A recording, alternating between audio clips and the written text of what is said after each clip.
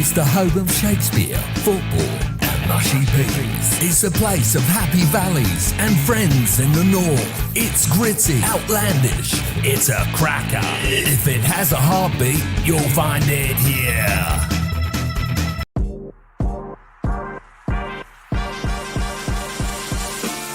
We chew the fat and give our gut reactions on all things pop culture, film, TV and theatre. We talk to legends in the creative industry and those on the rise. We game old school. We support independent creatives. Got a project? Tell us about it. Get in touch. We do all of this, and a whole lot more. Like, subscribe, get involved. Join Steen Anthony Nielsen and the Outcasts Creative.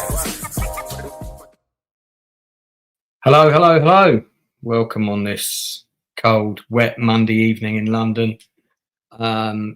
This is an impromptu stream. It was not scheduled. I've just come off of Northern Bastard's Muppet Christmas Carol review. What a ton of fun that was.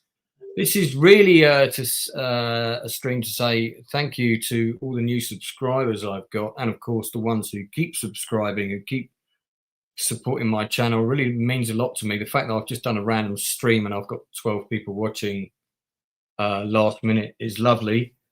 Got a few messages here as well. Thank you. Congrats, you get there. Keep on dreaming big. Let's get Lance to 7K. Thank you for that. We'll aim to please. Miss Sparkles, I'm not sure how long I'm going to be on. That depends. If a couple of people come on and join me, like I said, it's unplanned. I've sent the link out to a few people. So just if you're on my friends list on Facebook, send me a DM, which I know you are, when you get in, and I'll keep an eye on my inbox and I'll drop you the link. Any of my regular subscribers as well, if you want to pop on and say hi, you can. So let me know and you can come on. Book Kill Fool must be one of my new subscribers because I don't remember this name. But thank you. Thank you very much. I might talk a little bit about the channel and how it started, I suppose. I normally do this when I like hit a milestone. I kind of do a little chat about the channel and how and why it started, the various things leading up to it, that sort of thing.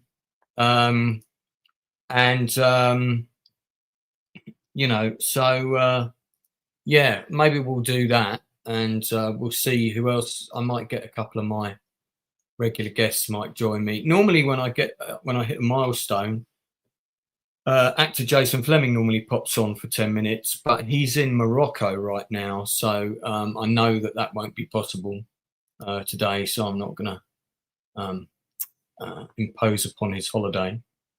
But I see Critical Drink has just dropped a review of Avatar 3. I do want to talk about Avatar 3 a little bit, actually, because on my Nielsen ratings tomorrow, we are mainly doing Christmas. We're doing like a Christmas show, so that's tomorrow at 10 o'clock. Same time as this tomorrow will be my regular show with some of my panel, and we'll be doing more of a sort of Christmas-focused show. So actually, one of the things I think I will talk about today is Avatar, because I went to see it on Saturday. So we'll talk about that a little bit in a sec. Maybe let me see if any of the other regs come on. We might have a bit of an Avatar discussion, because that's not something we've talked about yet. And I'm keen to talk about it because I am an Avatar fan, but I was not happy with Avatar 3 Fire and Ash. I have a lot of issues with it. And so we'll get into that in a little bit.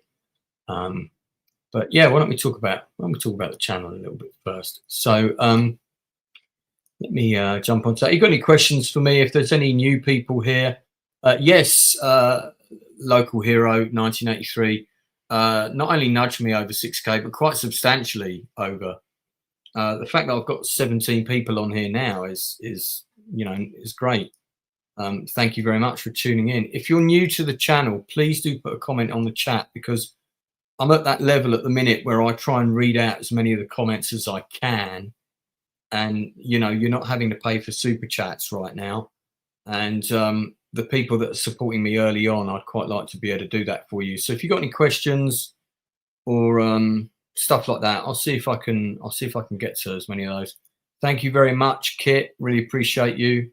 So Miss Sparkles is one of my regulars. Why? That movie sucks. I'm good. Yeah, but I still want to talk about it.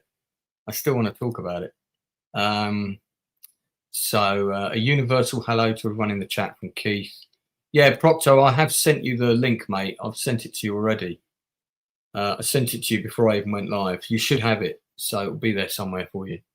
So this is the channel, and I started it.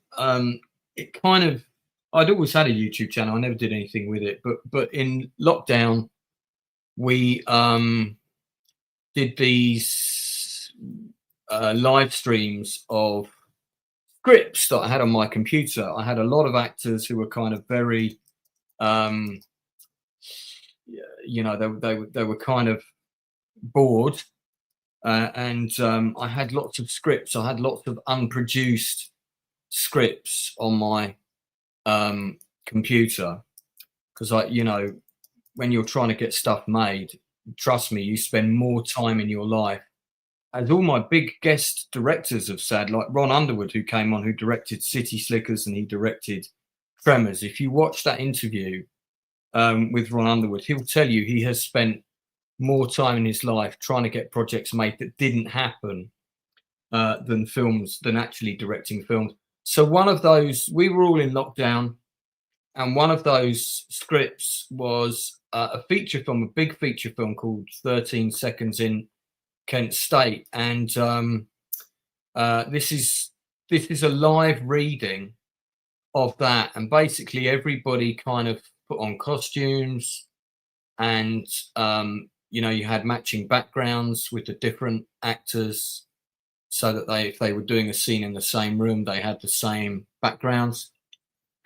And we even had sound effects. We had a music score for it. We had like opening credits. I mean, and this was all done on Zoom, by the way.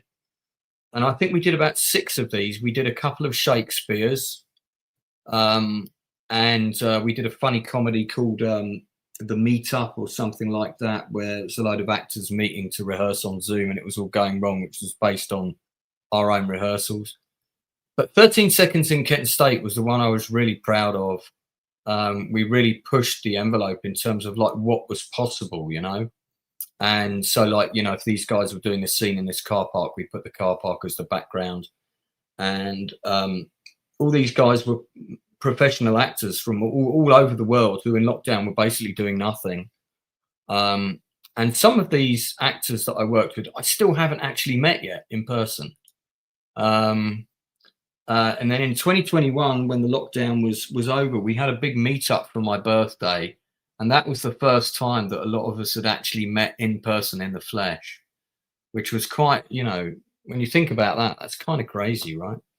But you can see all 5 episodes of this on the channel. Each episode is based on the narrative of one of the individuals that was killed at Kent State. It's based on the true story of the trial that took place afterwards, where they tried to take the governor and the National Guard to court for breach of human rights and this whole thing. And then another one that I did was called Persecution, which is the true story of an innocent man in the UK who was wrongfully persecuted for the murder of Rachel Nickell on Wimbledon Common. And the police thought they had their man, and it was completely wrong. There's a guy called Colin Stagg, and yeah, it was, you know, it was bad for him, obviously. And that was a mini series that nearly got made like so many times. And then Channel 4 made a version of the story, which was from the undercover policewoman's perspective, who tried to put him in prison. I mean, my God, it was so woke, man. But this was, yeah, so this was quite early on in the development of kind of doing the live stuff on Zoom. And again, we had kind of opening titles. They weren't as sophisticated as the Kent State stuff.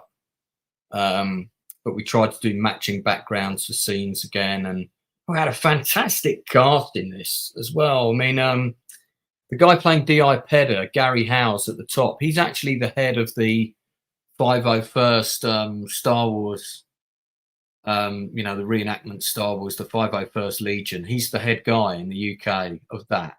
Massive Star Wars nut. But he's also quite a big name actor who's been in loads of stuff from Soldier, Grange Hill, The Bill, a lot of like big UK shows. And again, these were all actors that were out of work. So, because I'm a writer, director, acting coach, my main other job back then. So, we all sort of ended up doing these performances, and these are all still on the channel. I think they're under something like Lockdown Live Performances. There's like a playlist or something like that. So you can go and watch them. I mean, the way to watch them really is you don't really need to look at them. You can have them on like a radio show. So they were sort of written so that people could understand what was going on just by the dialogue alone. The uninspired reviewer coming on to you in a minute, sir. Mate, if you want to pop on, let me know. I'll send you the link. Gary Bolter is here, who was one of the people that also participated in these live stream performances. 6,000 subs. Thank you, Gary. So then after that was finished, it was kind of like, what do I do with the channel now? And one of the obvious things to do, not many people were doing the interviews back then, especially not on YouTube. There were a few little podcasts knocking around, but not many people were doing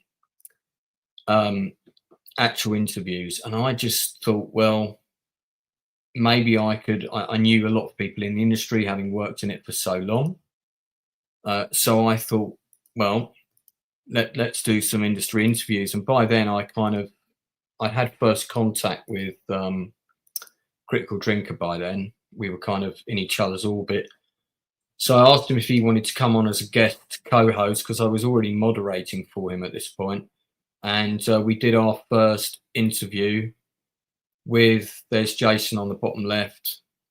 And this is with Dickon, who co-ran the Outcasts acting class with me, which was an in-person acting class that we used to do. And then Suzette, who's on the far right, she ran an acting class in Birmingham under the same label. And we all came on together for this one. I think it was the only time we were all on together, actually. And I didn't want to invite Drinker without Mauler, and this is how Mauler and I met, was on this very first. So this is the very first interview we did with Jason. Then interview 2 was with actor Phil Davis, and Gary Bolter joined us as well from Australia for that one. Phil Davis is a massive British actor, a legend. He's been in loads of things. He's worked with Mike Lee. Just look at his IMDb and you'll see what I mean. And I had done a couple of projects where Phil was attached, which is why I knew him. So I asked if he would come on. And this is the beginning. I mean, I won't go through all of these, but there's 140 of these. And some of them are really big names, or really big names in the industry, like Anthony DeLongis is an extremely well-known choreographer, an actor from LA. I first saw him in The Sword and the Sorcerer, which is one of my favourite sort of B-movie fantasy films. Paul Biddis, for example, he was the military advisor on Gladiator, and he's worked on a whole load of other films, and he's the guy that's kind of responsible for training people up in the military. And I had Robbie on from Fighting on Film, which is a wonderful podcast, by the way, as my guest co-host on that. People who designed the Lone Wolf books, if you've ever seen them, they're on the, I'm not on camera at the moment, but they're on the shelf behind me. Peter MacDonald was the director of Rambo 3. So he took over from Russell McCaughey after he was fired. But Peter MacDonald also was the first camera operator on A Bridge Too Far. So he did a huge number of, he shot a huge number of footage for Bridge Too Far. He actually designed this shot of the vehicles coming over. That was his idea, to put the camera down low on the road. Now, this interview got taken off several times, and I had to keep cutting bits out of it but you know, I mean, it was fair use, because we were showing footage of stuff he directed. so there are a few bits of this interview missing, sadly. He was going to come back on. I should try and rearrange that. The Meet the Model Makers one is really interesting because these are guys who build full-size model props like Thunderbird vehicles. So this guy built this, which is Skydiver from Jerry Anderson's UFO. And the guy who actually organized this group for me, Robert, sadly is no longer with us. Or is it Richard Ashton? I forget. I think it's Richard Ashton, sorry, who organised it. No, Rob Denham. Rob Denham organised it. So I'm getting my people confused, forgive me. And Rob Denham sadly passed away about 6 months after we did this stream, which is a real shame. But yeah, all these model makers from all around the country came on, showing off the various collections. And I mean, you're talking a really high standard of miniature model making from these guys. The quality of the stuff that they were building, this guy had done. This is his Thunderbird 2 that he was in the middle of doing. This stuff is all built by hand. This guy did a Colonial Viper from Battlestar Galactica. So, and you can see this is Richard's Ashton. And he's and a lot of these guys build stuff to order as well, as part of their business. But yeah, incredibly talented bunch of guys, all with incredible props to show. I'm hoping to do another one of these down the road. Do put your comments in chat. I'll come to them in a sec. And but yeah, so I'm just showing people that might not be familiar with the channel some of the content that's on here. Danny Webb was in Alien 3, really good friend of mine. We have worked together 3 times.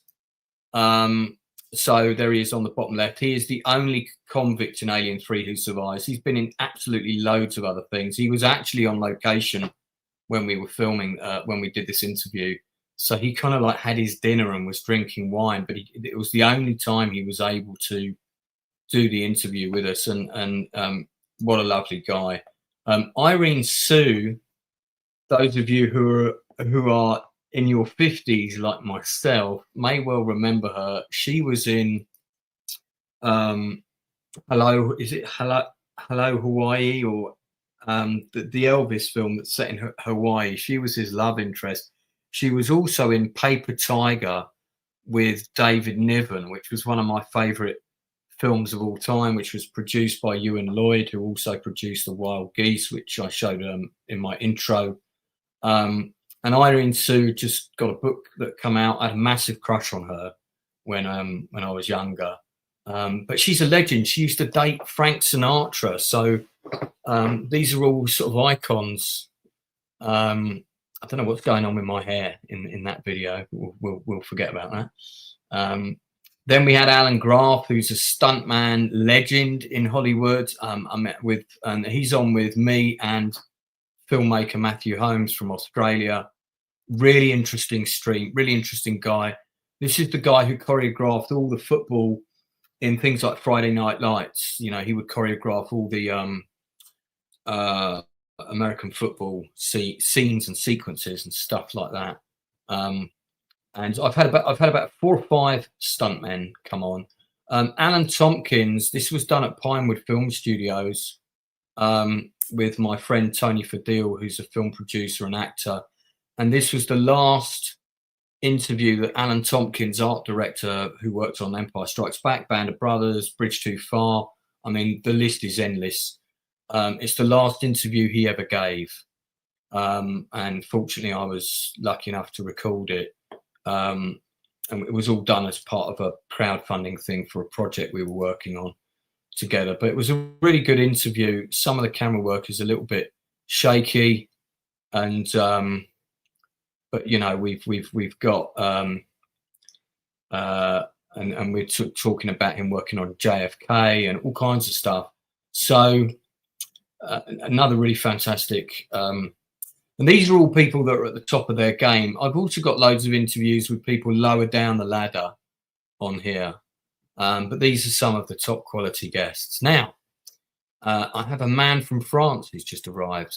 Well, hello. You've been away from YouTube. I feel quite honoured. Oh man, how you doing, Lance? Not too bad. Yeah, I'm just sort of whenever I do I've reached however many K it is, I kind of do a look back on the channel and talk about stuff. Yeah, of course, dude. Yeah, I was actually thinking about you yesterday. I was gonna send you a text tonight. Really? Yeah, but then I got sidetracked. I just wanted to catch up with you. So I hope the getting sidetracked involved sexy ladies. Not tonight. Maybe yesterday. Well, not tonight. No, last night when you were thinking about sending me a text but didn't. I'm hoping that's the legitimate reason. Yeah, one of the best interviews, I don't know whether you ever saw this, is with David McGiffert, who was the first AD, and Retro Nerd Girl came on for this as nice. well. We had a great little panel for this one, and he was the first AD on all 3 Back to the Future films. And I mean, he'd done loads of others. He did Who Framed Roger Rabbit, all the Robert Zemeckis films of that period. He worked on Tootsie, Officer and a Gentleman, loads of different things. He'd worked with Gene Hackman, he worked with Tom Cruise, and most of my interviews are usually around 90 minutes, I would say, give or take. Sometimes around the 2-hour mark if we're lucky, if the guest wants to stay on a bit longer. Dave McGiffert was just like, I kept saying, so David, we're coming over to the 2-hour mark, and he said, don't worry about it, I'm having a great time here. Let me tell you another story about when Christopher Lloyd went missing or something. And we'd be on for like another 20 minutes, and I'd be like, yeah, we're I'm just letting you know we're coming up for 3 hours. Oh, one more story for you. So he was, I mean, what a wonderful man. I absolutely loved him, and I had a couple of really nice late night chats with him. Because this is in the summer of 23, so I was kind of at the height of marriage breakups and that kind of stuff. I really threw myself into YouTube to cope with all that. And he was so lovely. He was like, oh, if you're ever feeling down, just give me a call. And I did call him a couple of times, and he really cheered me up. He was a lovely bloke. Well, one thing that I love about your channel that I think is still underappreciated, and I hopefully feel like it gets fully appreciated to the level at which I think it should be. I really, before you eventually maybe decide to do like me and step back from YouTube for a while, is that your channel, the Outcast Creative, is just a treasure trove of everything for everyone who loves film or entertainment in general. And I just think that I love you, man. Like, Lance, I really do. Like, you're one of the only people here that actually has a direct line to me. You have my number. You can call me anytime. And yeah, actually, do you know? I think I've got it again now, haven't I? Because my phone got hacked and I lost my number. I remember I'd sent you the new one normally. I'd sent you the new one. But yeah, I just wanted to say that you legitimately have one of the most informative channels out there on the entire platform. And plus you run such a tight ship. When we did the Napoleon Weir stream, that was really cool. That was so much fun. And getting to meet so many creatives, like actual industry creatives, through your channel. It's so incredible. I think we should show people a clip from that stream. What was that called? Let me find it. I think it was just Napoleon Weir. If you type it, normally you'd find Napoleon Weir. And welcome to Proctophile. Thanks for popping on, man. Well, thank you for having me. And Gary Bolter, I think I've sent you the link as well, mate. Man? If you want to pop on. Glad to hear it. How you liking Electronic Superjoy 2? Well, so. I don't know if either of you guys have seen the third Avatar movie yet. No. I was actually watching it just before I came onto the stream.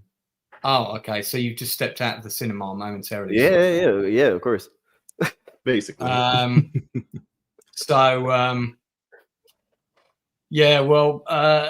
saw it. I took my goddaughter to see it. She loved it. Her mother actually really enjoyed it as well, although both me and the mother agreed it could have been half an hour shorter, especially the first hour. Could have been everything that happened in the first hour could probably be condensed to like 15-20 minutes. But like the thing that really let it down was the fact that everything in it was just sort of, it was a repeat of movie number 2, but with slightly more guys shooting each other, you know.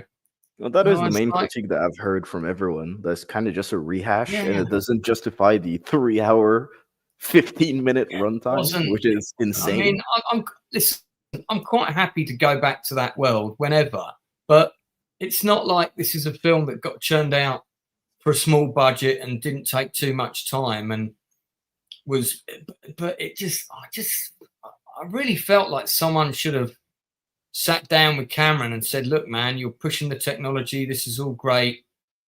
You've done two films. The second film sort of took the story of, it's kind of nice what they did with the story.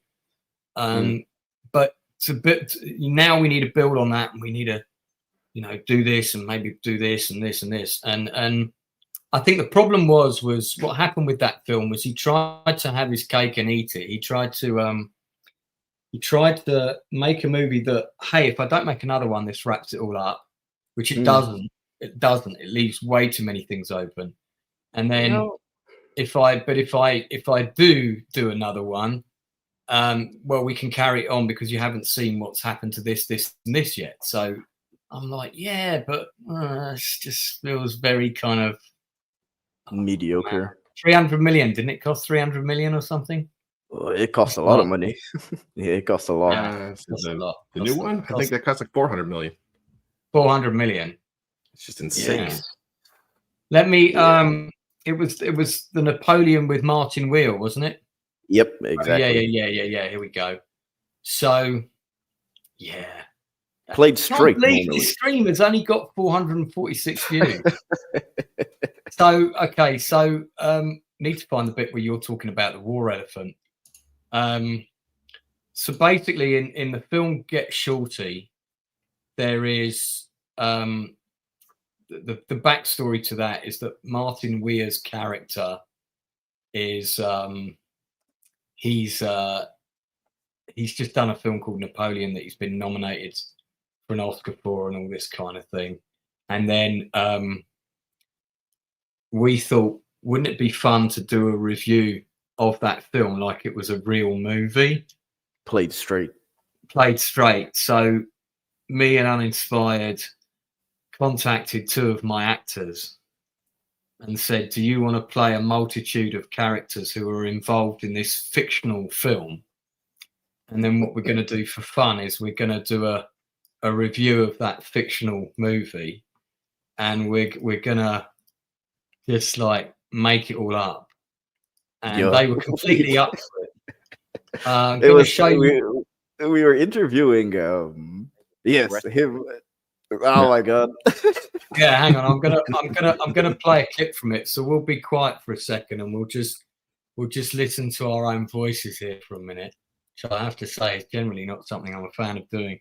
But let's have a quick listen. So in this stream, you've got me and Uninspired reviewing producer Hamilton the First and the Third, who's the producer of Napoleon starring Martin Weir, and then Captain Llewellyn of Her Majesty's Armed Forces, who is the military advisor on the film in this particular clip. So let's just watch it for a bit. Is this is still a Dwayne Johnson when it was considered that he was going to play the Pharaoh, or did he play both the Pharaoh and Wellington? We went both, and we kind of explained that away by saying it was his long lost brother. But with the Pharaoh, we just said, Dwayne, what we want you to do is just be offended by things. Nothing in particular, no real reason, just be offended. And I think that character arc will, be almost prophetic, I suppose. Just be offended by things. We've got another question here from David Macy, and anybody in the chat, you want to put a question to our guest? Sorry, I'm dying here. No. I do apologize. Put the question in now because we'll be wrapping up in about 20 minutes or so. Okay. Yeah. So, do you want to read this one out, Uninspired?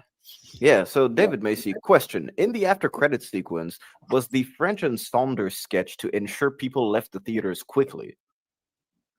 They played Josephine's Ladies in Waiting, I believe. Yeah, kind of.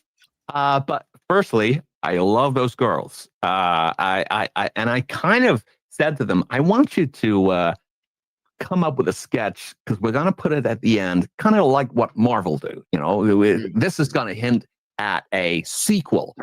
Napoleon rides again. And if you could come up with something, I don't know, funny, that will entice the audiences back for when we get around to it, knowing full well that when they watch this sketch, they're not going to care. Yeah, and you guys were some of the first to do these post-credit sequences. I mean, Marvel basically copied you. Yeah, Kevin, Faye, Kevin, you're watching. You copied me, Kevin. That's okay.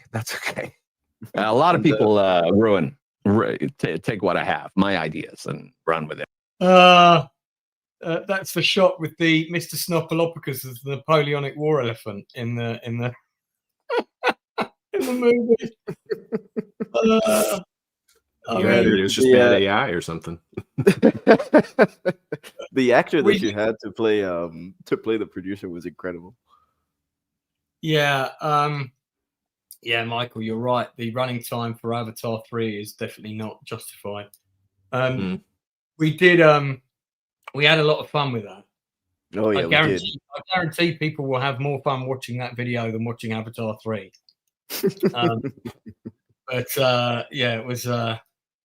It was anyway. So I did a couple of those. We did a couple of those. But I was supposed to do one of those every 3 or 4 months. Yeah, you said that you were supposed to do them. You wanted to try and do one per month at the beginning, and then after that was the availability of. In 2023, I was doing about 3 or 4 streams almost every week. I had a lot of interviews, and I also was doing the Nielsen ratings. I was also doing Spartacus and Band of Brothers on Sunday, and then I did the Shield. Yep.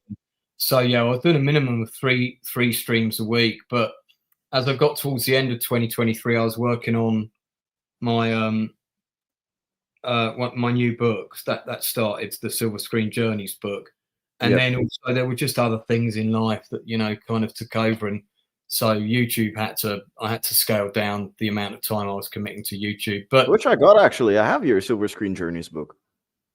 Oh, have you read it? No, I haven't read it. I had it. I just haven't. You have it. You have it, but you haven't read it. When you send me the link, I was like, "Well, I'm gonna buy this." So I bought it, but I haven't read it. You'd probably like my rave book more than that one because I know you're a fellow raver. Yeah, back to raving at 50. I'm actually gonna try and get that one too. I'll get it next month. The Silver Screen Journeys, I mean, this is the other thing that I do outside of YouTube and also acting coaching, whatever. I also write books. I've got about 15 books out, including novels and that sort of thing. But the one that people will probably like who are watching YouTube and like films, this one it's 125 times that I went to the cinema. And each one of those visits has got a specific memory attached to it. And so you kind of get a summary of the person I went with, the screen that I went to, assuming I can remember it. And but most of the films that I mentioned, I've actually got the cinema tickets for. So give me a second. Let me go get the book. Yeah. So I've got the dates and the time of when I saw the films. There's the link for the book on Amazon in the UK. But if you're from the States, just go to Amazon.com and just do a search for Silver Screen Journeys. It will come up. Might I suggest Die Hard for the next Facts review? I don't know if I want to do a parody of Die Hard because Die Hard is just so good. Whereas we did the parody Napoleon review because we felt that the Martin Weir Napoleon film would probably have been better than the Napoleon film we got. Oh, look at that! Hold on. Wait, hold that there. I'm gonna close this so we can. Is it a hardback that you've got? Yep. Of course. I always buy hardcovers. Dude, look at that The tash. only way to go. You look very, sort of,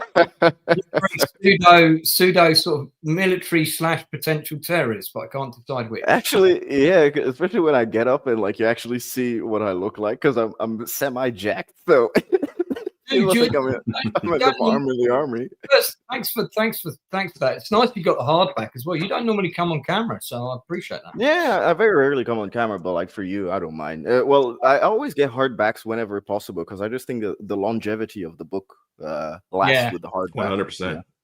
That's why all the stuff I have are hardback, special editions, covers, and stuff like that. I've got about like 2 or 3 dozen books, and out of all of those, I've only read 4 or 5. Well, you know, the nice thing with that book, right, is you can just pick a movie that you've either seen that you liked, that you've got your own memory about, and then you can go in and read about what my memory of that film is, or you can pick one of the films that you haven't seen, because I kept it relatively spoiler free, and you read about, because nearly all the films in there are also recommendations. There are a couple that aren't, but you know, but most of them are pretty decent, and so it's also a kind of these are 125 films you should see before you die at the same time. But it's also, I think, the thing that's because so many cinemas are closing now. We've just lost 2 more of my favourites in central London. Oh, really? In the last 12 months, Odeon Covent Garden shut down a few months ago, and the UCI Haymarket, which is where we showed the premiere of The Journey, that's gone as well. So these are all cinemas in W1.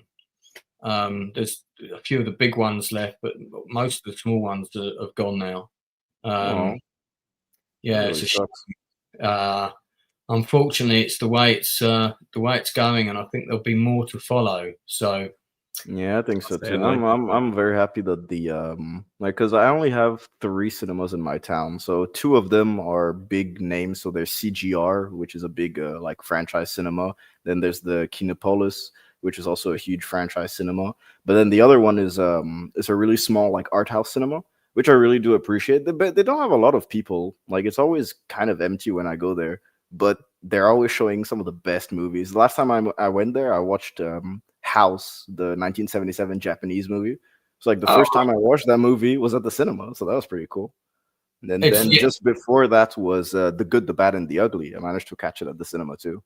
I think in France, it's I think you've got a more of an ingrained culture over there.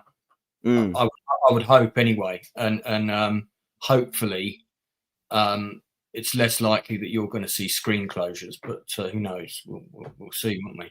All depends on the youth, really. Yeah, it does. But Melvin Deeply, thank you for £5. Really appreciate that. Very, very nice. Thank you, Melvin. Yeah, big shout out to you. Are you so uninspired? Are you sort of coming back to YouTube, or you just well, I mean, for now, I'm just popping on the stream sometimes because I actually just really want to say hi to people. It's mostly because of that. It's not really to like be present back on YouTube. It's mostly just because I really miss hanging out with people. Because you guys, I consider you genuinely some friends rather than just internet. Internet. I guess you could say meetings or something like that. But in terms of me actually coming back to YouTube, I'm going to come back. But what I'm planning on doing is a video a month maximum. And it's basically just going to be me posting videos. And then if I ever do a live stream, it'll probably be on my channel. If I want to cover, like, for example, let's say a recent movie comes out. And because I'm going to stop doing recent like releases as videos. I'm just not interested, honestly. Well, most of them are not worth talking about anyway, are they? Yeah, it's like, most of them shit. I can't be bothered. We're doing an end of the year show on the 30th on my channel at 9:00, and I've asked my panelists to pick sort of their top 3 TV shows and their top 3 movies. Now, the top 3 TV shows for me are fairly easy because I've got Mayor of Kingstown, Mhm. I've got Landman, both really good shows, really solid shows. Mhm. And then I could pick any number of 5 or 6 other short mini series, 5, 6 episodes, true stories. The one we covered about the sinking of the Polish ferry. Estonia? No, not Estonia. No, there's another one. There's another series. God, they're so similar. On Netflix, right? Yeah, it's on Netflix. It's really good. Oh, I actually, well, the reason why I didn't watch it is because I thought that it was just them remaking Estonia. No, it's a different show. It's slightly different in tone, but also very similar. And but it is also good. I'd say it's as good. Oh, really? Oh, yeah. okay. Then I'll definitely watch it because Estonia was genuinely fantastic. It was really, really good. Yeah, it was really amazing, and that show still has not got the love it deserves. I mean, it's available almost nowhere. Estonia. Yeah, that's the issue. That's what I was about to say. I was about to say it's gotten no love because it's so hard to find. Because when it was being touted at in Cannes or wherever it was, there's a you got the Cannes Film Festival, but there's also a different one that's all TV shows. And they screened it there, and everybody was saying, "Oh, this is going to be the next Chernobyl," And I can't remember how I found out about it. I think somebody in the industry told me about it. Well, you told me about it. You're the reason why I watched it. Yeah, because we did a special on it every week, didn't it? And we were literally like the only people watching it. Covering it. Yeah. No one else I knew was even watching it. No one else had even heard of it. That was the craziest part. Had even heard of it, no one had heard. Yeah, that's crazy. Yeah, and it's a very good. What was it? 6 parts? I think it was 6 parts. 7 actually. I think because there were the I think it was 7. And I mean the sinking scenes are just incredible. Seriously, for those in the chat who haven't seen it, try and find it somewhere online. I think you can only get it in subbed because the dubbed version just doesn't exist, which I also think is what hindered its maybe its but spread. I mean, I have to say I always prefer watching these things in the actual language. Yeah, but you and me, and of course, like we all prefer, and of course Procto as well. I think that you prefer watching in sub, but a ton of people just prefer dub. They won't admit it, but a ton of people just when they get home from work, they put something on, they put it in dub, and that's it. Well, this is because on the weekly show that I do, which is tomorrow's a Christmas focused one, so we're going to be talking a lot of bollocks. But normally, what we try and do is I do try and find shows that are good that people haven't necessarily heard of or that aren't getting exposure. So we're giving people in chat and people that watch on catch up, hey, this is a show you should be watching. This is definitely, this was definitely one of the best of 2023, without a doubt. Oh yeah. Hands down.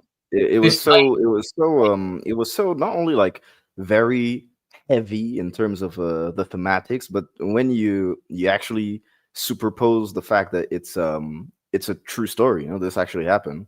This is real. You can look it up online. You can see all of that. There's just so much weight behind every single piece of dialogue in this TV show, and they managed to convey it so well that sometimes you just sit there and just stare at the screen for a couple of minutes. It's that good, This is the reconstruction of the bridge. Now I don't know if this is a set or if they're actually on a sister ship, maybe. No, I think it has to be a set because the way that they flooded everything was so. Oh, that's true. Yeah, because you see it tipping up, don't you? Yeah, you see the ship listing and like everything is really well. I mean, your heart is pounding during those sinking scenes. Because the thing that's different on I think it's called Helvetius, or I keep pronouncing it wrong. The Polish one is you get the perspective of what was happening on the bridge because one of the people that was on the bridge survived, whereas in Estonia you don't really get the perspective on the bridge because nobody really knew what was happening on the bridge apart from the radio calls. Yep, and it adds to the mystery. Yeah, because no one on the bridge survived on the Estonia. So, Yep. Great show though. Yeah, highly recommend it for people that haven't seen it. Again, anyone in the chat who's new, if you're a new subscriber, I'd love you to put a comment in. I will try and read it out. This is kind of the sweet spot where it's not too busy and I can read out as much as possible. Abe's going to get, okay. Holy shit, Lance, well done. Thank you very much. Dan Candy, one of my long-time moderators, is here. Thanks for popping in. Darth Plato's another regular. Tony Stark's here. Oh, wicked, buddy. 6K. I can only fathom those numbers. Still struggling at 3K. This guy is, I don't know if you know him, Uninspired. This guy is so...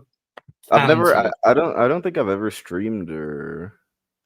Well, funnily enough, I actually had a phone call with him right after we did the musical, because he can do all these different voices, and I said, look, I want to do another one of these fake streams, and it would be great if you came in and did accents for different characters. We were talking about doing the Muppets do Jaws or something. I can't remember, but. You know, oh yeah, of course, yeah, Stark of Iron. I've streamed with you several times. Yeah. He's. It's because of the at T Stark CEO. I was kind of confused, but yeah, Stark of Iron. Yeah, of course. Yeah, he's such a talented guy. Oh yeah, I think so. Unbelievably talented. I definitely think so. I've streamed with you several times on Stupenzo's channel. Should be doing voiceovers and things. And even with the Appion, I think. Yeah. Yeah, I was on a stream with him where he was doing like Alf and a couple of other characters. Oh man, it was fucking funny. Yeah, I love a Stark of Iron, man. Are you watching the new Spartacus, the House of Asher thing? So I saw about half of the first episode, and I was just like, this isn't for me. You know, for me, it's not really the script that I have problems with. Even though it does have problems, but my main issue as to what's keeping me back from it is the production. I just can't look at it. It looks bad. Like just visually, it's bad for me. And even though it is sort of reminiscent of the original Spartacus, I do think the Spartacus had some of that type of cinematography. This one is just it's pushing the limit. And so even without all the the identity politics and stuff that people have talked about, I don't like. I'm not looking at that. I'm just looking at the actual presentation as shallow as you can get. And for me, the presentation is it's not good. It's like people that say they don't watch found footage movies because they just can't get past the fact that the camera shakes a lot. It's that type of thing. Yeah. Right. I mean, I'm quite enjoying it actually. I sort of say that through whispered fingers, because I know lots of people. Well, I think Dark Hour is enjoying it a bit actually. No, no, he's hating every second of it. Oh, there you go. Well, I mean, he talked about it on his stream last time. I think that he said like he liked one or two things about it, but that was pretty much it. Well, just from his 45-minute video, he's not liking it at all. I quite like being back in this world, and I don't expect a history lesson. I expect an entertaining show that's set in Roman times, that has lots of gore and violence and sex, and that's kind of what I expect from this. And they've always been pretty good with the casting. They've always had pretty strong actors. This is the first time for me when some of the casting's been a little bit weak. So, which is a shame. Tony, by the way, I'm just trying to find you on Twitter, and I'll drop you the link. But yeah, I just think. But I'm quite happy to watch it because I'm finding it entertaining. Is it amazing television? No, not really. Is it a patch on the original Spartacus series? Absolutely not. There's no one stepping into Andy Whitfield's shoes. Is the whole thing with Asher being reincarnated total bollocks? Completely, it's nonsense. I can think of 3 different ways they could have done that a lot better. But I enjoy that actor. I think his name's Nick Tarabay, I think it is. And all of those people, the people that they brought back are all fun. And I'm enjoying some of the new characters. And I don't mind the storyline with the girl, because for me, it's all just firmly in the realms of fiction. So, I'm not as offended as some historian who might be really into this period of time. Maybe not Alf, Tony, but someone else. Kermit might be good. So, but yeah, I put it on and it's entertaining for 45 minutes. That's all I really want from a Spartacus spin-off. Yeah, you see, I think like that's actually one of the reasons why I'm sort of not going to review modern releases anymore, simply because I just can't be bothered to watch them. Number one, because I don't think that they're worth your time, and then even when I do watch them, I've gotten to this point of relaxation where whenever I actually watch something, and even if it's bad, I kind of turn off my critical eye just to see if like I can enjoy it or not. And if it just gets boring, that's when I'm done with it. So I've kind of lost that edge when it comes to properly critiquing new things. But whenever I watch old stuff, that's where I'm like, wow, I get so many ideas, and like the uninspired reviewer becomes inspired. But whenever I watch new things, like how many times can I think Platoon is a person that said this about 2 or 3 years ago. He said one of the fear, like in one of his long videos, he said like one of the reasons why he's actually scared of all the movies sucking in the same way is that they'll all have the same problems. And then when you, as a reviewer, want to critique them, you end up having the exact same critiques in each video. And so for the viewer who is watching the movie that is trash, well, he comes and watches the review, like, and then he just realizes that there's nothing really more that you can get from a review because these films are all bad in the same way. And so that's why I'm sort of just meh, on new things, which is why like the first video that I'm making to come back to YouTube is Ang Lee's Hulk. Oh, okay, interesting. So, so nice. I'm basically just going to be doing old movies that I appreciate or that I discover, and I've kind of got a list of it. The one with Eric Banana in it. Yes. It is. Yes. Nick Nolte as well. Yeah. Nick Nolte too. Yeah, Jay and Sam Elliott in the chat. Yeah. Yes, and Sam Elliott too. Yeah. Really great voice on Sam Elliott. God bless that man. Oh my God! I mean, he's in Landman. Oh yeah. He plays the lead actor's dad. Landman. Yeah, and he's kind of he's in they've just rescued him from a nursing home, and brought it. That's his plot. That's kind of appropriate for his age. Weirdly enough, I didn't know that Sam Elliott was Sam Elliott. I want Sam Elliott to live at least another 20 years because he's just so good in everything. Well, that's what I was saying. I was like, I thought that he died like a decade ago, actually. No, don't say that. No joke. Don't you jinx that. Especially not on my channel, because tomorrow morning we're all gonna wake up. Sam Elliott dead at 81. Oh my god! You son of a bitch! I'm knocking on wood. Okay, I'm knocking on wood. I'll definitely get the blame. Salonius was in the Spartacus was a British actor, if I remember rightly. He was really good, that actor, and I really liked the subplot with him. Funny enough, the actress in this who plays the girl, I'm pretty sure she used to come into my cinema where I worked.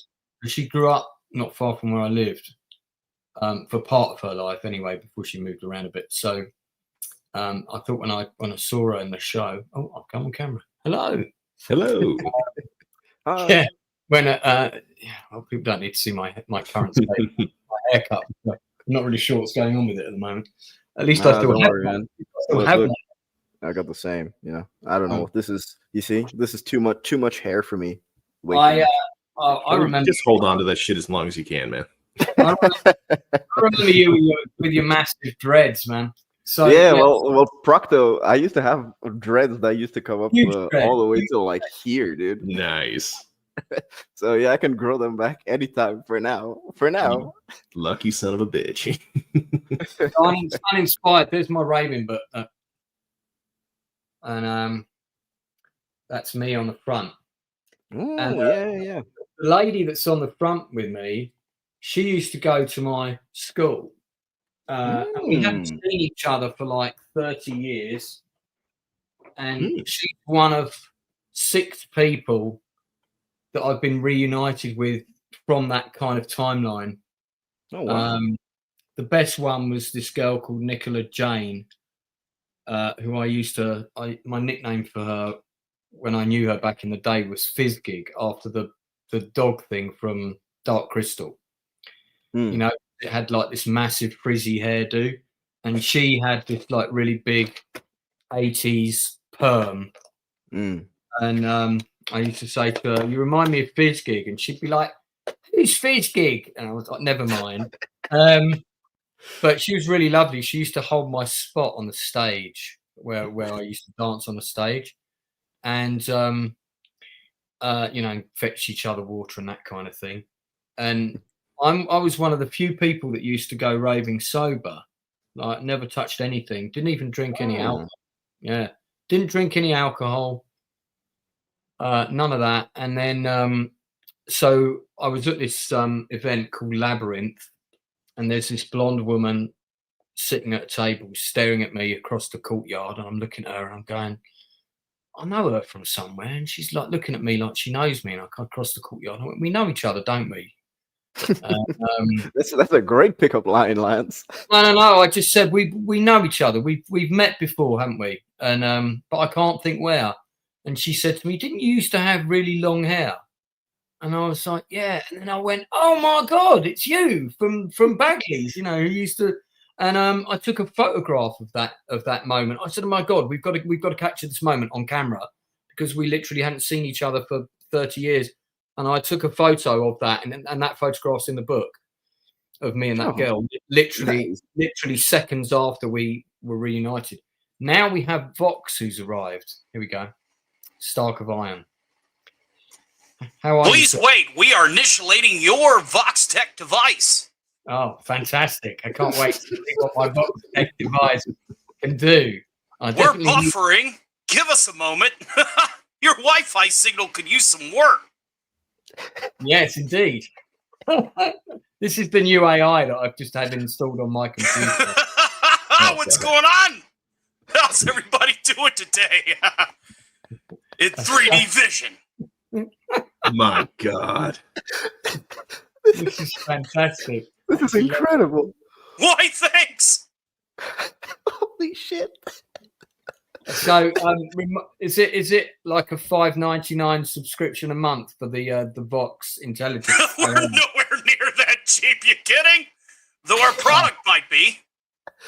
Okay. Oh, dude, this is genuinely so fucking amazing. Thank you. Thank you very much. Like, no joke, I'm so mind blown right now. You cannot imagine if I had smoked before this, man. Oh my God, I'd be tripping balls. You'd be tripping balls right now. So they say. Yeah. Oh man, but yeah, last time I went raving was probably last week, actually. I love that. Last time I went raving, that was probably last week. Probably last week. I had video footage of me raving. Lots of video footage of me raving, actually. I actually have zero I legitimately have zero footage of me raving. Like legit. I have searched. I've even asked my friends and zero. None. It is crazy. Well, I want Vox to understand the concept. So let me just we'll quickly. Yeah, my brain might be as smooth as my screen. Let's be real.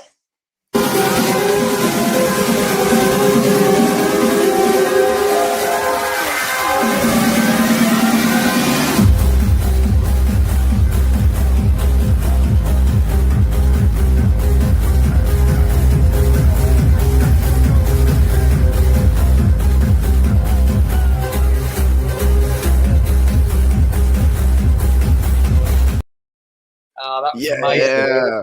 That was in. Come on. That was With that. Yeah, I agree with Vox, man. That was so good. That actually makes me want to just get up and go raving right now. That was in Coco. That was with Connie, who was a girl I was dating over the summer, but sadly she was only here for 3 months, which was heartbreaking, because she was on a job. She was a carer for a billionaire. So when he travels, good job. That's pretty cool. Yeah, great job. When he travels, she travels, but he's predominantly, he runs a chain of hotels in Africa, and he's predominantly based there. He comes to London for the summers. So we kind of met up, and she was like, I'm only here for 3 months, and I was like, oh fuck, how's that going to work? And then I thought, well, you know what? Yeah, you know what? Why not? I just said, do you want? I've got 2 tickets to this thing called Frantic. Do you want to come? And actually, I think that was at Frantic. I think that's Frantic in Coco. So that was the very first one she went to, which was quite hardcore. And it's tough. It was hard house, and we've been there for 20 minutes. I said to her, look, if we go and you don't like it, we can go after a couple of hours. I want to go there for a bit, but after 20 minutes, I said, what do you think? She went, this is bloody amazing. This is amazing. Yeah. So I was like, okay, cool. We're, good times. And I took her to 8 events. Oh, nice. Dude, whenever I come to the UK, we're definitely going raving for sure. Mate, you need 150,000%. You need to come on the 6th of June, because Critical Drinker's coming, and we're trying to talk Mauler into coming. We're gonna go raving. People, I swear to God. I'm going to clout chase off of you by congratulating you for 6K, bro. Oh, thank you very much. Thank you very much, Vox app, which I've recently installed on my computer and is definitely a genuine application. I appreciate that, man. I have to thank Mauler, actually, because he did this wonderful thing where he came on for an interview, because I just said, we should do an interview with you, because I haven't really interviewed a big YouTuber as an industry interview, and I thought that would be fun to do, and sort of ask him the kind of questions that he doesn't normally get asked on a stream. And very kindly and unknown to me, what he did was he set up his own stream that same evening, but he coincided it to end when ours began. Oh yeah, when he was gameplay, he was gaming, right? So he raided you, huh? Now we know the secret. Yeah, that's right. And he basically ported 500 people over, and nearly all of them stayed as well, which was great. So I had a whole load of people. Well, Lance, don't sell yourself short, man. You're a really good interviewer. I really don't think that you understand the level at which you're a good interviewer. Man's got good television skills. That's no boast. Yeah. Definitely, Vox. Yep. You really underestimate yourself when it comes to stuff like this, because to you, maybe it doesn't come naturally, but to someone who's watching you from an outside perspective, it looks more than natural. It's crazy. That's very kind. Don't sell yourself short, man. Really. That's very kind. Thank you very much. Well, if you guys want entertainment that doesn't require everybody to be, all professional. Wait a minute, what am I saying? I'm a professional entertainer. I'm only 11 subs away. Give me a watch. I desperately need it for Christmas. Oh yeah, on that subject, let's put the link for your app channel in the private chat, and I'll give it a shout out on the chat. Right on, thanks. I do variety music, parodies, and a whole lot more. Where did I put that damn thing? One moment, we'll be right back after these messages. Yeah, so you can also upload the Vox app to your chat as well, and have entertaining conversations. So I'll put the link for Stark of Iron's YouTube channel up in just a sec. I mean, one of the things I sort of said from day one when I decided to do the channel, because I watched what a lot of other people were doing, and I sort of watched group live streams and things like that. And there were things that they were doing that I wanted to do, and there were things that some of them were doing that I wanted to do better. And then there were other things that some people that were doing that I thought, no, that's not for me. but I wanted to try and collaborate with literally anybody who had something interesting to say. Obviously, if it's a channel that's about saying that actually the Third Reich wasn't real and Hitler's a great guy, we're probably not going to collaborate. Escalated quickly. I'm going to just pick a typical example. I'm probably not going to collaborate with that channel. The typical example, you say? I was trying to pick an example of something extreme. Well, we've wired it to you. I've got it, buddy. Thank you. Do give this channel some love, guys. If you haven't checked it out, it's extremely fun as well, as you can hear from my Vox app that I've now installed onto my computer. So yeah, but trust us with your computer tech. We're totally not spying on you. Anyone who's doing anything creative or talking about films and TV shows and stuff like that kind of stuff, in my wheelhouse, basically. Anyone that's doing that kind of stuff was and is always welcome on here. I don't care if you've got 5 subscribers, 5,000, 50,000, 5 million. I'm really not interested in the numbers.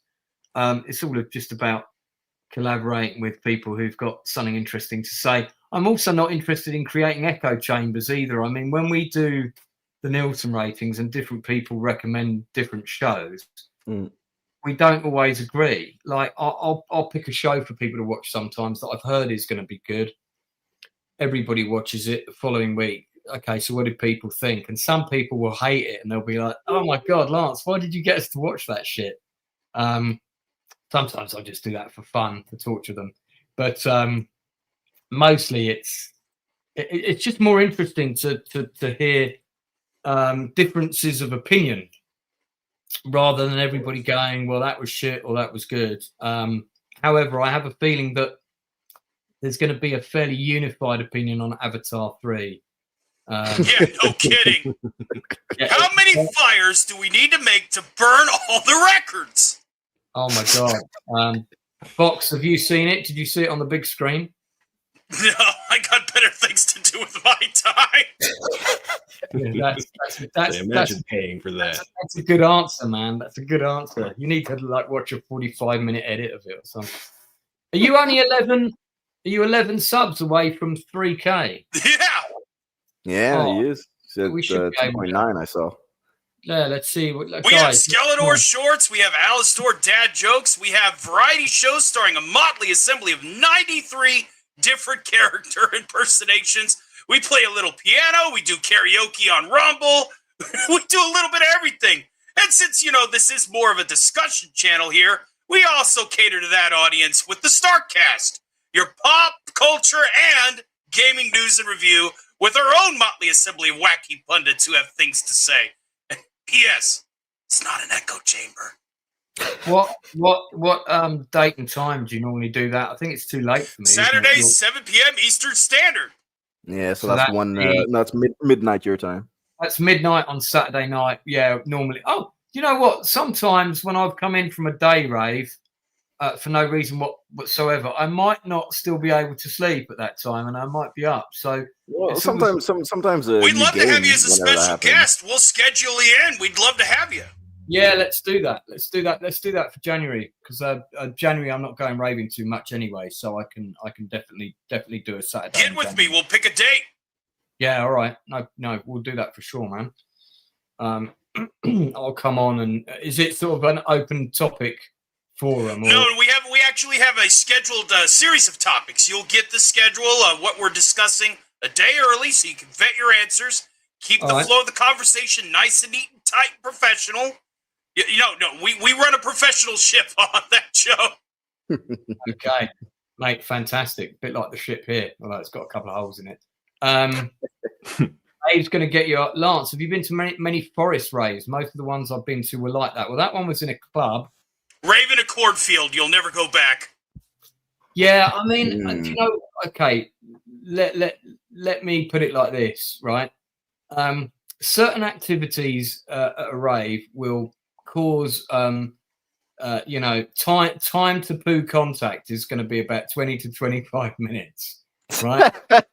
And you've got to remember that I'm in my 50s, and I'm in my early 50s, but I'm still in my 50s, and I'm not a big fan of chemical toilets, all right? Let alone doing it.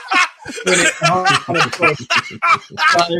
the last thing I want to be doing is running through a field at some festival, going, "Oh my God, I think I'm about to crap my shorts." I like the comforts of home. Do you know what I love about the day raves in London? Is I go there at 1 o'clock, having had a massive breakfast. I dance my arse off. I lose weight. I come home, and then by 10 o'clock, I'm in bed with milk and cookies, watching an episode of The Simpsons. Fucking great. Brilliant. It's incredible. Brilliant. After that setup, I thought you'd say that your favorite thing about them was the restrooms and all the men you meet there. No, definitely not that. Well, I want to thank your audience. We got 4 new guys tonight. Appreciate it. Let's give these guys a round of applause. We'll trust us with your entertainment. Thank you so much, people, for supporting Mr. Box's channel. Hell yeah. Ryan, it is a channel worth supporting. Just Michael CDK, to answer your question. Anyone who has any questions, just put them in the chat. I'll answer them. You don't need to put a super chat. No, the answer to that would be no. So, oh my God, I just clicked the wrong thing. I've accidentally Miss Sparkles, you are out of here. I've accidentally just banned Miss Sparkles, which was not intentional. Oh my God. Well, go into your permissions and unban her. Yeah, how do I do it? Guys, how do I do that? How do I unban All right, them? luckily for you, us struggle busters who have to embrace the grind can teach you how. You're going to go to your YouTube studio and you're going to go down to your settings. Okay, yeah, let me do this real quick. Because you know what happened? The screen scrolled down, and I tried to fix something else. She's gonna be so pissed. I'm gonna send her a link, and we're gonna get her on the panel. I think that's just what she wants anyway. No, I think it's fair. Send her the link, because I actually do invite her on. Go grab her. Can you send her the link and just tell her that happened accidentally? Yes, absolutely. We're sending you the link. I know you're still in the chat, probably going, "What the fuck?" No, that was honestly, that was a complete accident. Oh my God, my subs are up to 6,110. I've jumped another 50 today. Yeah, yeah. Oh, nice. That's great. That's really good. All right, where you at, Sparkle Tits? You're gonna dwarf me soon, man. I don't think so. Oh, dude, yeah. I'm only at 6,900. I do need Miss to Sparkles, check your Discord. We're hooking you up with something. Actually, we'll just go to the Twitch twat, because I think it just interacted with something earlier. All right, are you in your settings? Go to your permissions or your community moderation, and you'll go down to your banned users, and you'll just remove Miss Sparkles from the banned slot. Okay, hang on. I'm on settings. I go to permissions. Okay. Community moderation. Community moderation. Yeah, got that. Mm-hmm. Hold on. All right, then you're going to go down to the banned users on community moderation. You're going to find Miss Sparkles, and you're going to remove her. I can't find any banned users. There's no. Well, all right. I guess I'll just have to. Do we need to do a play-by-play? I'll share what I do. Maybe I'm explaining it wrong. No. Hold on. She wasn't banned. She was hidden. Hold on. That's a ban. Hold on, mate. That was on a different. It was under user management. You didn't take me to that bit. Hold Whoops. on. My God, I've got a lot of people that have been, and I haven't banned these. So these must have been my mods that have done these. Right. You're going to go down. You're going to find Miss Sparkles. You're going to ride rock and roll. Yeah, I got her. I took her off. No problem. Miss Sparkles, you're back in the game, but you also have a link on X if you're not still flipping your shit. Yeah, no, I've taken. She should be good to go now. She better come in fist swinging. I want to hear her being pissed off. It's quite funny. I've just found all the other people that have been banned, and I didn't ban half of these. So, in fact, There was a time though when I got proper spammed. I don't know if you guys remember that. It was like it was a deliberate target, and they just kept coming. Oh yeah, the Right. all the bots. I Yeah, remember. it was loads of bots, and we were like literally playing whack-a-mole. That went on for a little while. Yeah, somebody called Tarot Destroyer was behind that, I think. Chris, this for you, Chris. Yeah. What up, Chris? Crisis averted. Yeah. Hey, Blue. Let me know if you want to come on, man. I've got the links in the Nielsen ratings group if you want to come on. Wormy Spoon says, just like them goddamn Mongolians.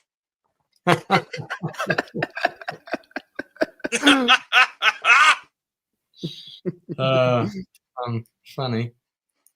So, yeah, that's hilarious. Okay, Miss Sparkles is here. Hey. How could you? Hi. You think She got banned. She got it. I've been being really good. I haven't been mean to anybody. You don't need to ban me.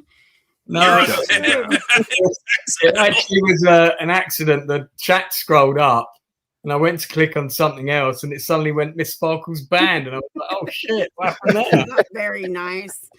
So, Congrats on the 6,000. thank you. I'm 6K, at, 6150. That lucky, yeah, I'm at lucky son of a 6,100. bitch. That's cool. So it's, Remember the peasantry. Remember us. I think Mahler helped a lot, right?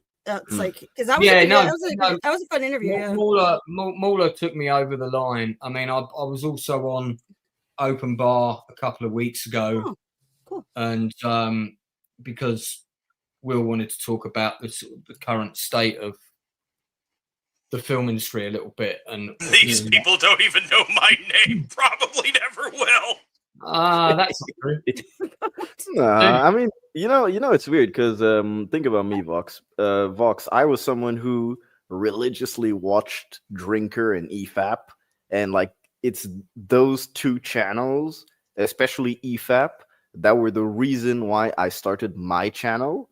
Because I once was listening to Open Bar, and then Drinker said, "Hey, if you ever want to start a YouTube channel, just do it." And so I was like, "Hey, you know what?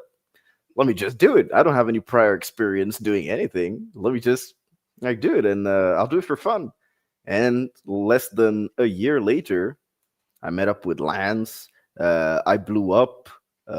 Actually, almost a year to the day of my first upload is the day that I got monetized. That was really cool. Wow. And then It's a lot quicker than most. yeah, and then after that, 3 years. dude, I'm telling you, it's just consistency and is key. And then once you pop off, that's it. Like it's the work till you pop off, and once you pop off, it's. Oh, like, you're it's talking to there, you somebody know? who impersonates 93 different characters, plays piano for 25 years, sings parody songs. You know, does that thing that Doomcock does. Even though we've been compared to him. Nah, you're better than Doomcock. I've You're never- I much don't know who better that than is. I Doomcock. don't know who that is. I don't know. I've never particularly warmed to that channel. Maybe it's just the name. Yeah, me too. It's the name. I know, me too. Doom cock yeah. is the cock of doom. I mean, I don't have a lot of time to watch stuff on YouTube when I'm full out. So I pick the stuff. I've got my things that I'm really loyal to, and I watch those channels religiously. I've got a couple of true crime channels that I watch. One is called Truly Criminal, which is probably the best one on I YouTube. watch The that one woman too. who, yeah, do you know the one I mean? Yeah, she's so I know good. what you mean. Yeah, her videos are really quite amazing because they're so considerate of the victims, and but also really factually interesting, and yeah, just they do a new video every Sunday. So I and just then like the there's ones where they do their makeup and eat during it. That's what I don't like. Sorry. What? No, I don't watch makeup videos. Many but of there's those. ones that do crimes, like do murder stories, but they do their makeup, and then there's ones that eat. Oh, I don't wow. like those at all. What the Look I into didn't my know. eye. Trust us with your subscription. We're 7 away Trust us. There you go. So Nice. give Vox. He's only 7 away from 3,000. So if you feel like listening to that voice, possibly as a sleep aid. No, joking aside, there's a lot of great content on that channel, so do check it out. Hey Vox, did you want to use your amazing app to reload up a different character? Yeah, sure. We'll fire one up. Wicked. All right, I'll give you a second to reload up the app and so Mid Sparkles, what have you got planned for Christmas? Hang out with my kids, tormenting my kids. Nice. Yeah, that's it. Yeah, Have they're they got teenagers their... now though, so they're Oh, video okay. games. So all the time. is it like, are you buying like airsoft weapons for them for Christmas or? What? Well, I got okay, because I got my second one of these guns that do little like, you ever see the water beads? It had little water beads, and I said, okay, try it on me.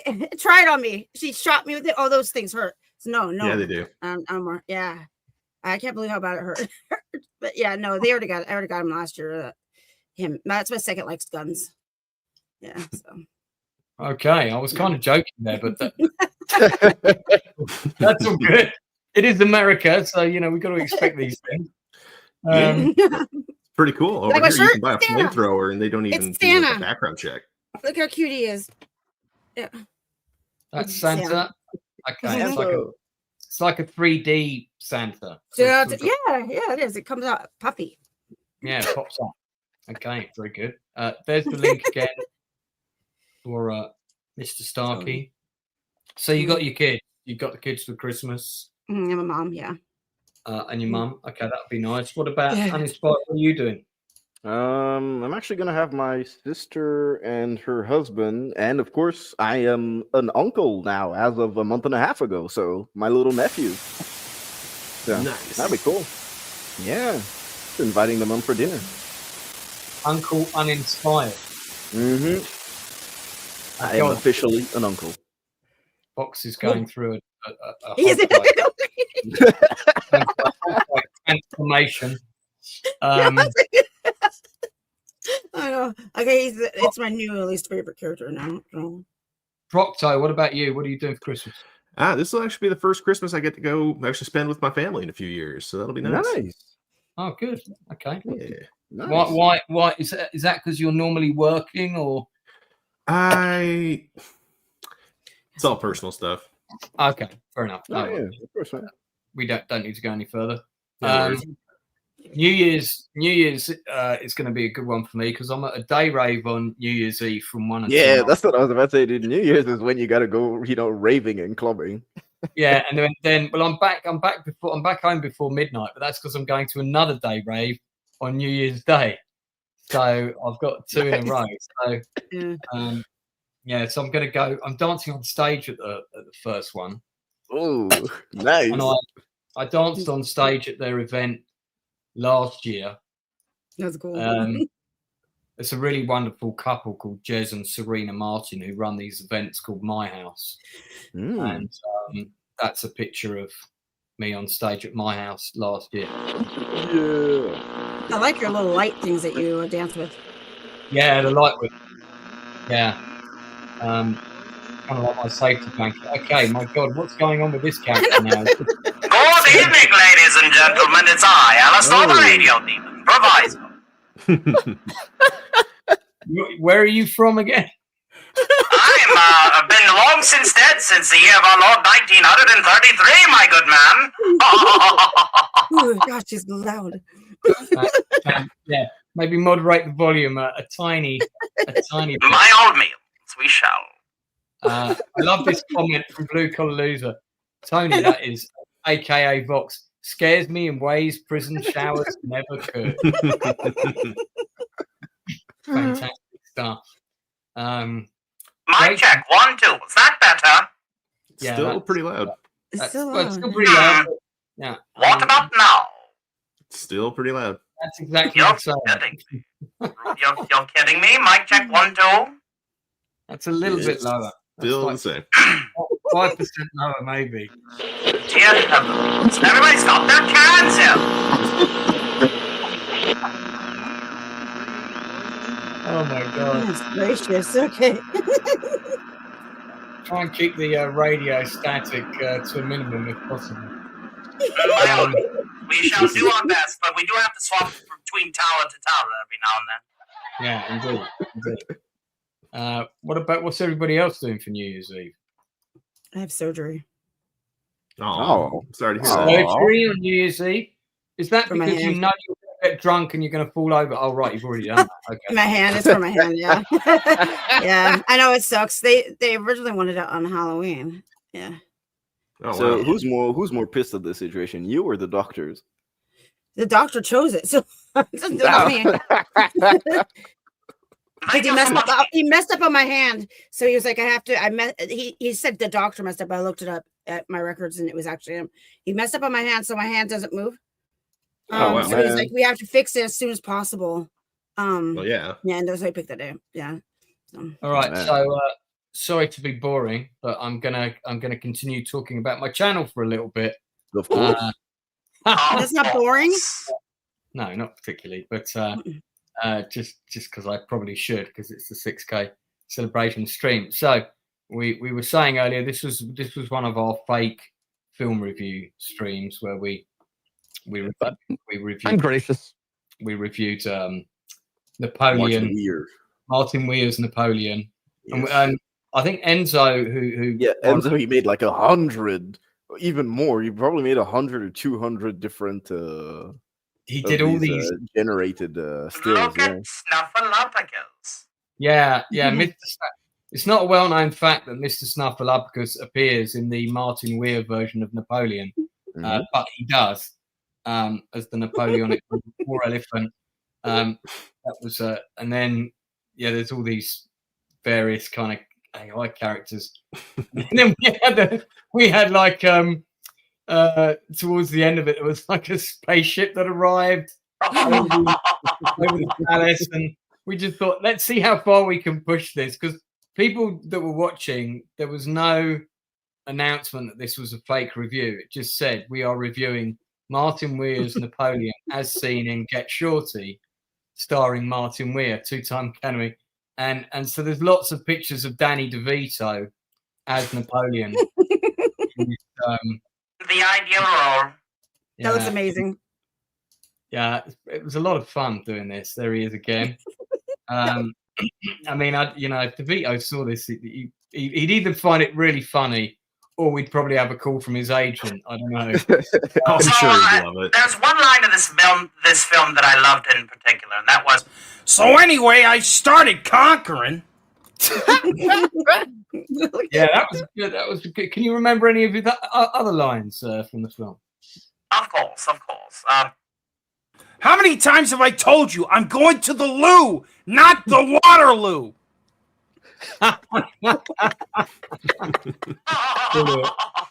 Very That was good. pretty good. Yeah, then we did. It's always sunny in Corsica. I just remember his thing. I'm the trash man. I eat trash for a living.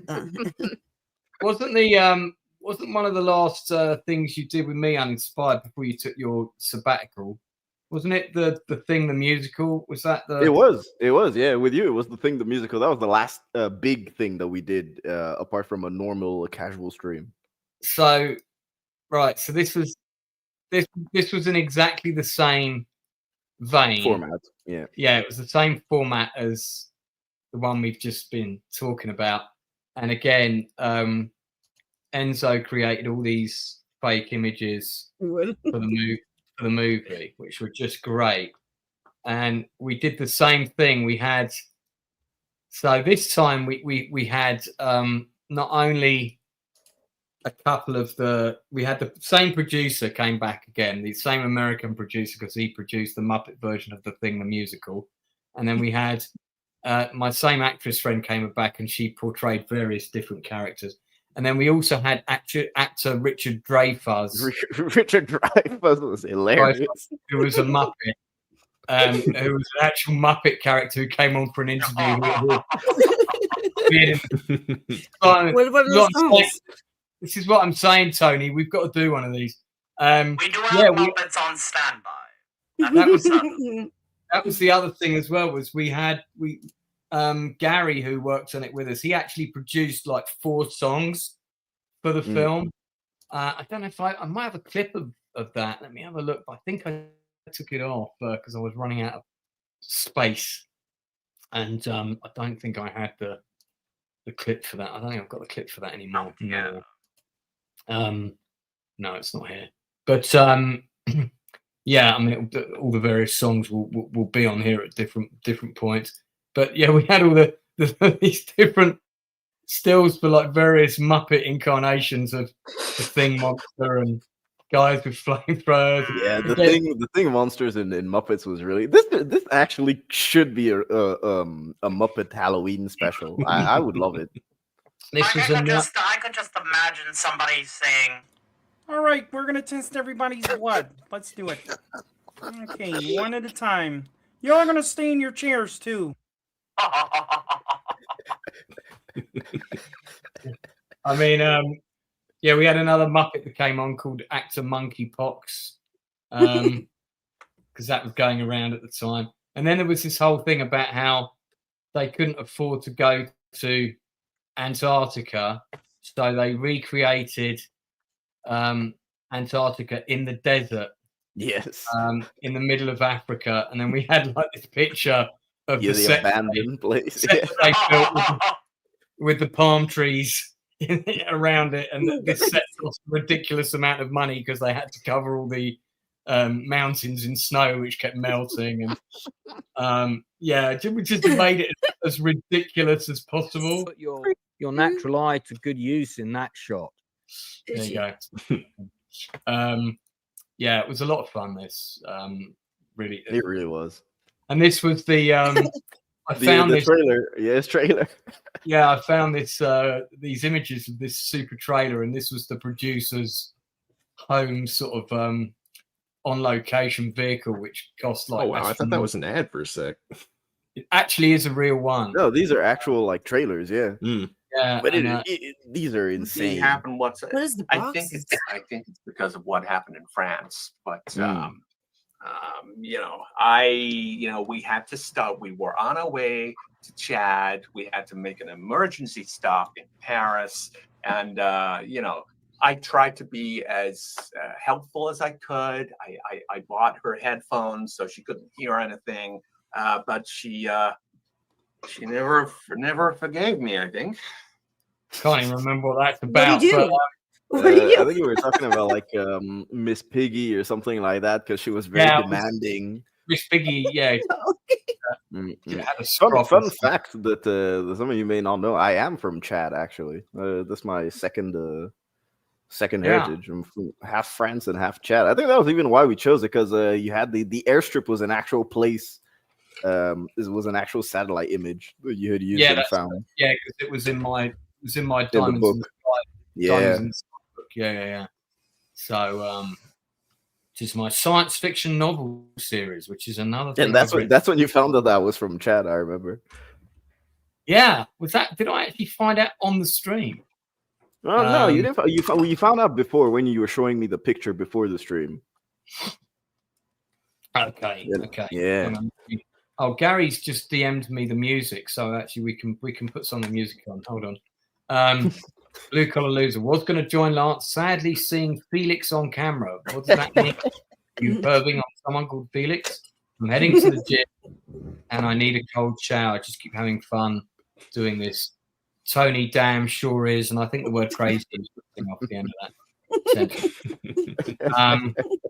Let me check out the music here. I think Gary, did you send that to me on oh yeah, I've got it. I'm sorry, Blue Collar. I'll stop with the demon noises. Jeez. Lance, it's officially Outcast Creative Day. The president says so. Hi guys, thank you for indulging me and displaying some of my product. That was very gracious of you. No. For the subscribers. Yeah, that was cool. Dude, I haven't streamed with you in so long, man. It's been an endless epoch. Well, you see how the production quality has changed since we last. Yeah, it's crazy, dude. Like, really, congratulations, man. I haven't been keeping up with the channel, but yeah, dude.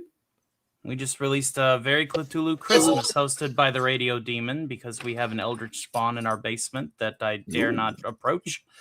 So he played some songs from A Very Scary Solstice from the H.P. Lovecraft Society over an AM radio, properly filtered. Of course. Okay. So feel free to check that video out. And if you got a spare high point, get it up there. Bump those numbers up because I am now 6 subscribers away. Everything. 6 subscribers away from that big 3K. I'm hoping to get that tonight. So 6.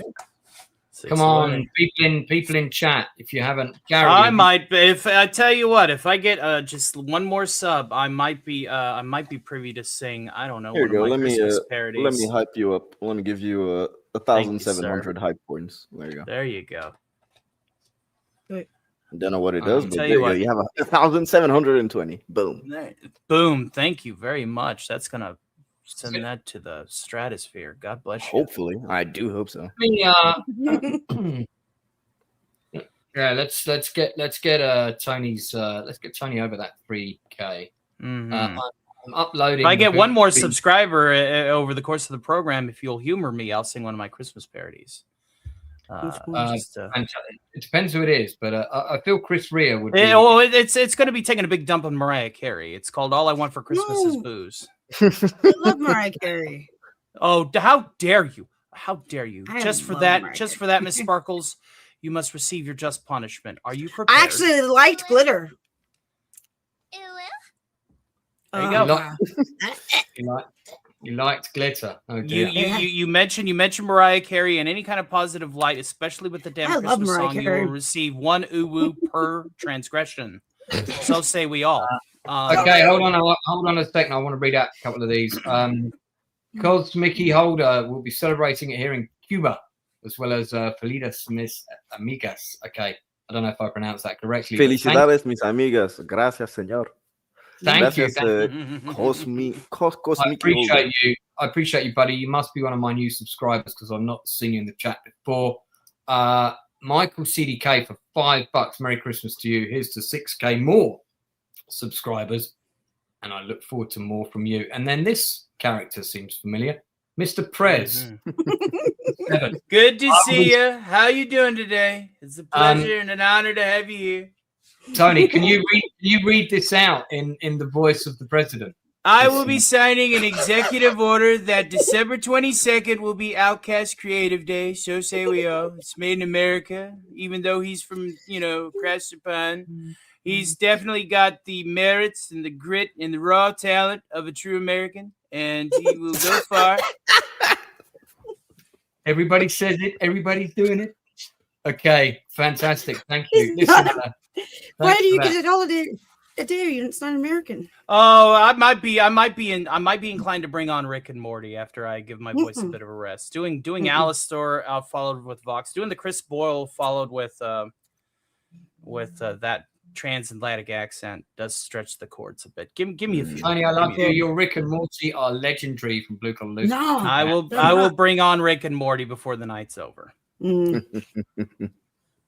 Yeah, we have had Tony's link in the chat already a couple of times. It is in there, but I'll pop it up again.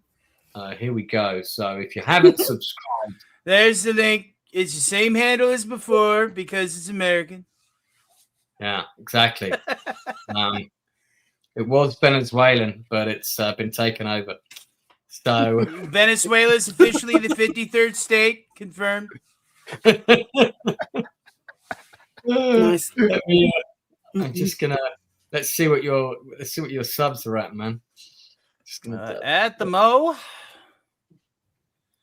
We're sitting at the 1994 still. I think we've just had another one. Double check. I think you've just had another one. Oh, refresh. It's still at 94. A lot of good movies came out in that year. Wait, what? But I digress. Broke him out of 94. I see you did a 2,500 subscribers 2 months ago. So you've come along. You're leaping along. I am. It's because I've embraced the system. I have Skeletor. I might bring out Skeletor a little later. I like Skeletor the best. Yes, He-Man. When you say you've embraced the system, do you mean you've been trying uploading constant shorts and uploading content, hitting target metrics, following when my audience is most active, etc., etc. Yeah, all that boring shit. Okay. Not boring shit. Listen, you have to embrace the product. That you either know people or you got to become people that are worth knowing you. All right. So I fall in the latter. All right. All right. I fall in the latter. I'm not these bigwigs like Mahler and Drinker or even you. I'm just a humble entertainer with a nickel and dime store, man. Well, listen, buddy. I always said you're welcome, and if I do another. If and when, the question of when I do another parody show, you've got to be on it. So definitely will. I'll bring my A game. We'll have. There we go. Now we're in the 95 Toy Story section. I do 97. There we go. Three away. How old are you? 95. Thank you so much. I'm glad. I said, you know what? I'm gonna give it a chance. I'm gonna come on on Lance's. Thank you so much for all of your support. It means a month. We get 3 away. If we get it, like I said, thank you very much, Mr. President. I'll be sure to reach out to you. It'd be fantastic to work with you. Well, I've just given you a plug a couple of places. Thank you. Thank you. That's why you got the Sun League. God bless you. I must do my portion. I must work now. I must work now. So I offer some Christmas parodies for your perusal.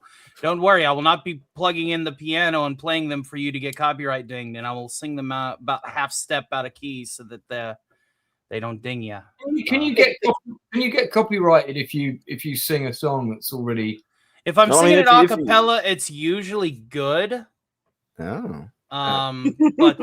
But I tell you, if I were to plug in the old Baldwin, and so thank you very much. Thank you guys for all your support. I will not let you down. Our next 2 episodes, Radio 616, tomorrow is going to star that radio guy. So if you don't like his transatlantic 1930s aesthetic, that may not be for you. But if you're a big fan of Alf, aka Gordon Shumway, he's going to have a puppet show in the late nights. Where we'll bring on a couple of puppets from the Cotton Connection, another collaborative community that I work with, and we'll probably be causing a bunch of chaos over there. We are. I'm a comedy troupe kind of guy. I do occasionally dabble in general punditry, but it's not my 9 to 5. I know there's a lot of people out there that dabble into general punditry. I like to also be the solution to the problem that we're faced with pop culture by being an entertainer and providing legitimate entertainment without any of that, woke garbage intermittently sprinkled throughout, so, yeah. Welcome to the Bonkers Anti-Hero. I think that's probably another Hail to you. Another one of my new subs. Thanks very much, if you are new people, for tuning in. A hearty hail, one and all, says our good friend James Mason. Yeah, so let me talk about a couple of other things on the channel here. So a couple of the other things that I do is I have a thing called The Best of British, where I talk about British drama shows. Often they're the true story dramas. They're the ones that we really do well. But one of the best British shows that's ever been made that most of you won't have seen is actually called Our Friends in the North. And my friend Dark Hour actually watched the whole thing so I could have someone with me who never seen the show before. And so I was getting like a first-time reaction from him.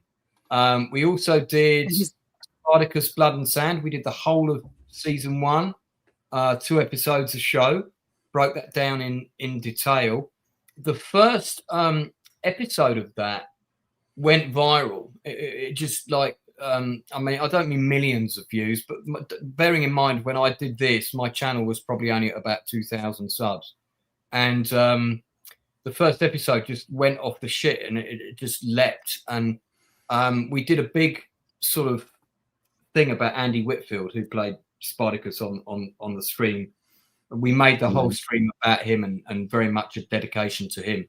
And I was told through the grapevine of the industry that his family got wind of it. They watched it and they shared it with absolutely everybody. Oh, nice. And that's why it went off the hook. That's what I've been told through the grapevine. Nice. And that really meant a lot to me, because we actually put a personal message for his family in there. Oh. And apparently they found it really moving, and it got shared around all his relatives, and also all the people that worked on the show watched it as well. So so that was really nice. We did the same thing with Band of Brothers as well. So that's also there's a really detailed breakdown of Band of Brothers. I've done a couple of watch parties. I don't do too many of them. I did Battle Beyond the Stars. So I've only done 5. Did the Wild Geese, Longest Day, Cocoon, The Last Starfighter, and Battle Beyond the Stars. All fairly old movies. But I always do stuff that I want to plug that people might not have seen, because it's funny how many people I bump into who've never watched Die Hard. I mean, like my really? That's a sin. Listen, I shit you not. I watched it for the first time last year. Yeah, my neighbor, absolute person. My neighbor who I'm spending Christmas Day with has never seen it. Huh. And after we've watched Muppet Christmas Carol, which obviously is obligatory while we're doing Christmas dinner, we're going to put Die Hard on. Yeah, So, that is tradition. It's not Christmas until Hans Gruber takes that plunge. Yeah, so and there is actually a Nakatomi Advent calendar that you can get, where on the 24th of or whatever, he does actually fall down. He's got like a miniature of the building and he falls down the side of it. Don't know if you guys have seen that. I've seen it. It's cool. Yeah. I want one. Awesome. Yeah, it's pretty funny. So in terms of like videos, there's a few videos on the channel. There's not loads because because I've got so many other things I'm juggling in life. I don't have the time to sit down and craft and script vids, which I could do. I mean, I probably should, because the ones I've done all right. Film criticism is very much up my street, but it just is a question of time, and there ain't a lot of time spare. I also think that you're a person who works well off the top instead of scripting. Yeah, I mean, I'm obviously a script writer for a living, so I can do the scripted stuff. But I mean, that's the funny thing, is because I taught an improvised acting class for a really long time. So improv, that's all I do. Yeah. I may or may not have dabbled in that craft. I won't lie.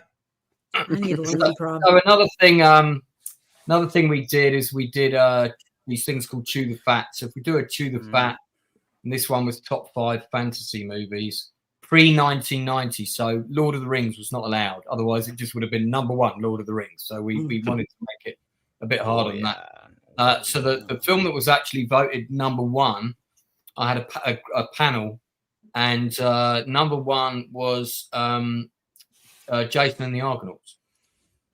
So Harryhausen. Yeah, Ray Harryhausen. That was voted number 1. That was the I think Conan the Barbarian, I think, was number 2. Yeah. And it was really close. It was like 1 point in it between them. But I've done loads of Chew the Fats. We did a Chew the Fat on all of Band of Brothers, very detailed, with people that worked on the show. So when we did the Band of Brothers stuff, we had loads of behind the scenes stills on those streams. So was it Inside Man involved in the behind the scenes? So we basically had access to stuff that most people didn't have access to, and it was a really good. Oh, that's gone to a different channel. What the fuck? That must be interception by Tony. Let me just search my own channel. What am I doing it up there for? See, I'm shit at all this kind of thing. When we did it though, it was really moving, because all these different production stories came out. Here you go. So these are all the episodes, and we had different guests on it every time. Critical Drinker came on one of them, I think. History Bro was a great guest. History Bro came on a couple of them. He was a great guest. And we tried to have different guests every time, and then I also got to interview Dale Dye, separate to this, but while we were doing this, and Inside Man came on that stream, and it was great for him because he got to personally thank Dale Dye for one of the best experiences of his life, which was working on Band of Brothers. But yeah, so you can see like the still there with all the people sitting on top of the tank. That's a behind the scenes still, and that's the interview with Dale Dye, industry interview 58, and I've done 140 of those now. So yeah, so the Band of Brothers streams are, they're really worth watching, especially if you're a fan of the show. You'll get a lot out of those because we covered everything. It's interesting, the first one's got 10,000 views, so yeah, so it's funny what stuff pops and what doesn't, but there's a lot of content on the channel for sure. And there we are. Yeah, so I can't believe it. 6K. It's Vex Electronica is here. I hope you're having a wonderful Christmas holiday. Hey, Good to see you, Vex. What's going on? Vex, it would be considerably more wonderful if you would pop on for 5 minutes. Yes, Vex. Please, join this girl. Pop on. Dark Hours here too. Okay, but yo, Dark Hour, yo.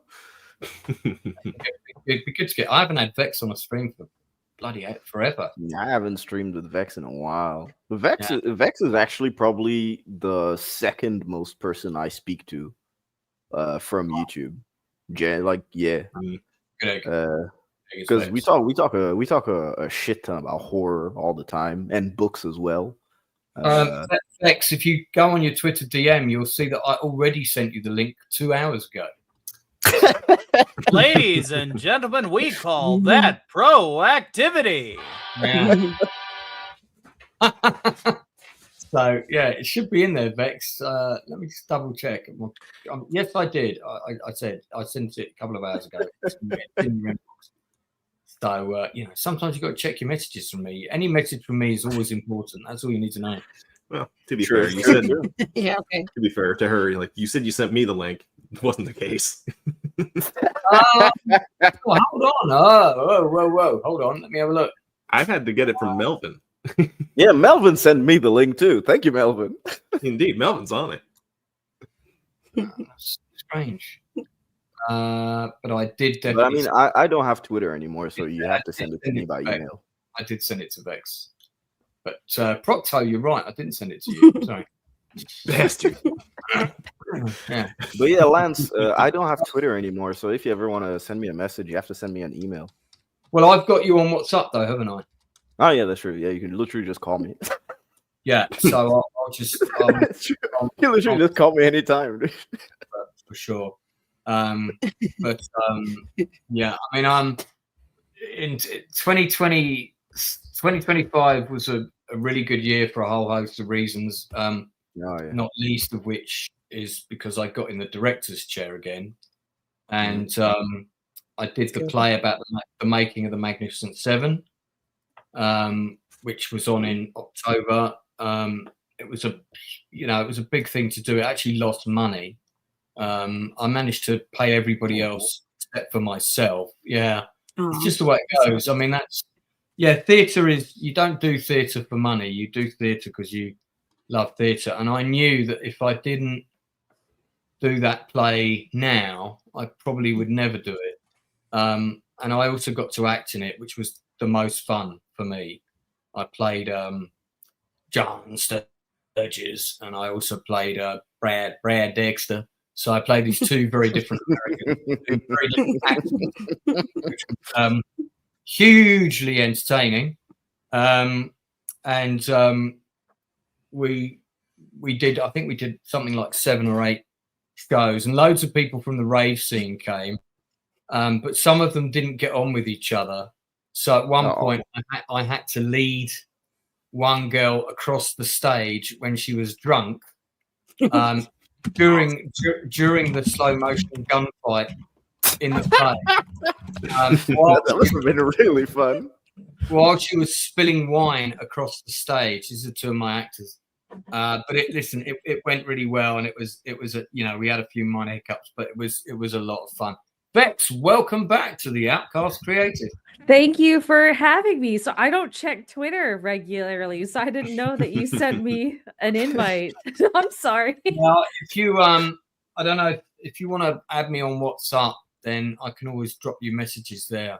I do not have WhatsApp, which I'm also sorry about. Yeah, Lance, you'd be surprised the amount of people that don't actually have WhatsApp. I wouldn't. I know lots of people are not on it at all. But I used to have it, and then there was that really massive data breach 4 or 5 years ago, and I uninstalled it. I have Telegram, but I'm on Discord as well. Everyone usually just reaches out to me on Discord. You see, Lance, you and me, we're just old people. We use WhatsApp. We're just old people. Is 21. Thanks for that, bud. It's been lovely having you on. Anyway. Thank you for inviting me, and congratulations on 6K. It feels like only yesterday you hit 3K, in all honesty. So you're very, very quickly gathering subs. How has the year treated you, Lance? Sorry to point out the obvious, but it wasn't only yesterday. It's because you haven't been on my channel for such a long time. I'm sorry. I completely just backed away from the YouTube scene in a lot of respects. Yeah. A year ago. No, that's fine. I'm just teasing you. But you haven't been on for a long time. So it seems like a big leap, but it's actually taken ages.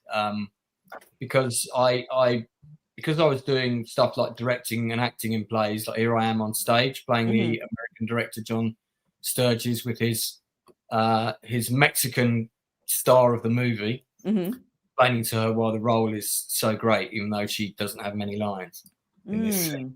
And it's not about lines. It's not a role about lines. That's what I was saying to her during this scene, I think.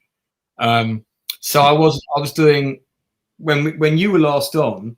I was doing between 3 and 4 streams a week, which was when I was around the 2,000 to 3,000 subs mark. And then when I went into 2024, I was finishing one book, and I knew I was going to do another one in 2025. And then I also got this play also came my way, and then also I directed Mauler's film. And although that was only a 3-day shoot, it was 3 months of prep.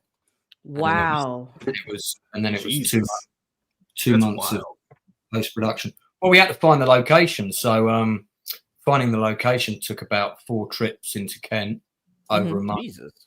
And then that had to be locked down because the location was the most important thing. Then we had to secure all the local accommodation, the catering, all of that stuff. Then I had to get all my heads of department together. Then I had to have various Zoom meetings with them. That was another month. To make sure that was why when we were on the shoot, we were so prepared, we came in half a day early and under budget.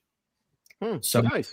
Everybody very happy with me. Yeah, I actually directed the play, and I'm playing the director in this shot. Yeah, the director. So there's a bit of irony there for you. Oh yeah, dude.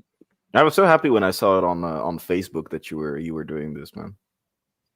Yeah, I mean, it was. I wish you guys had been able to see it. It was a lot of fun. This is the cast playing the gang of Mexicans in the movie, and I don't know if you can see, but they're all sitting on hobby horses, right? Yeah. But Charles Bronson, who is the third one along, he has a line earlier in the film where he's saying, I always get the best horse on so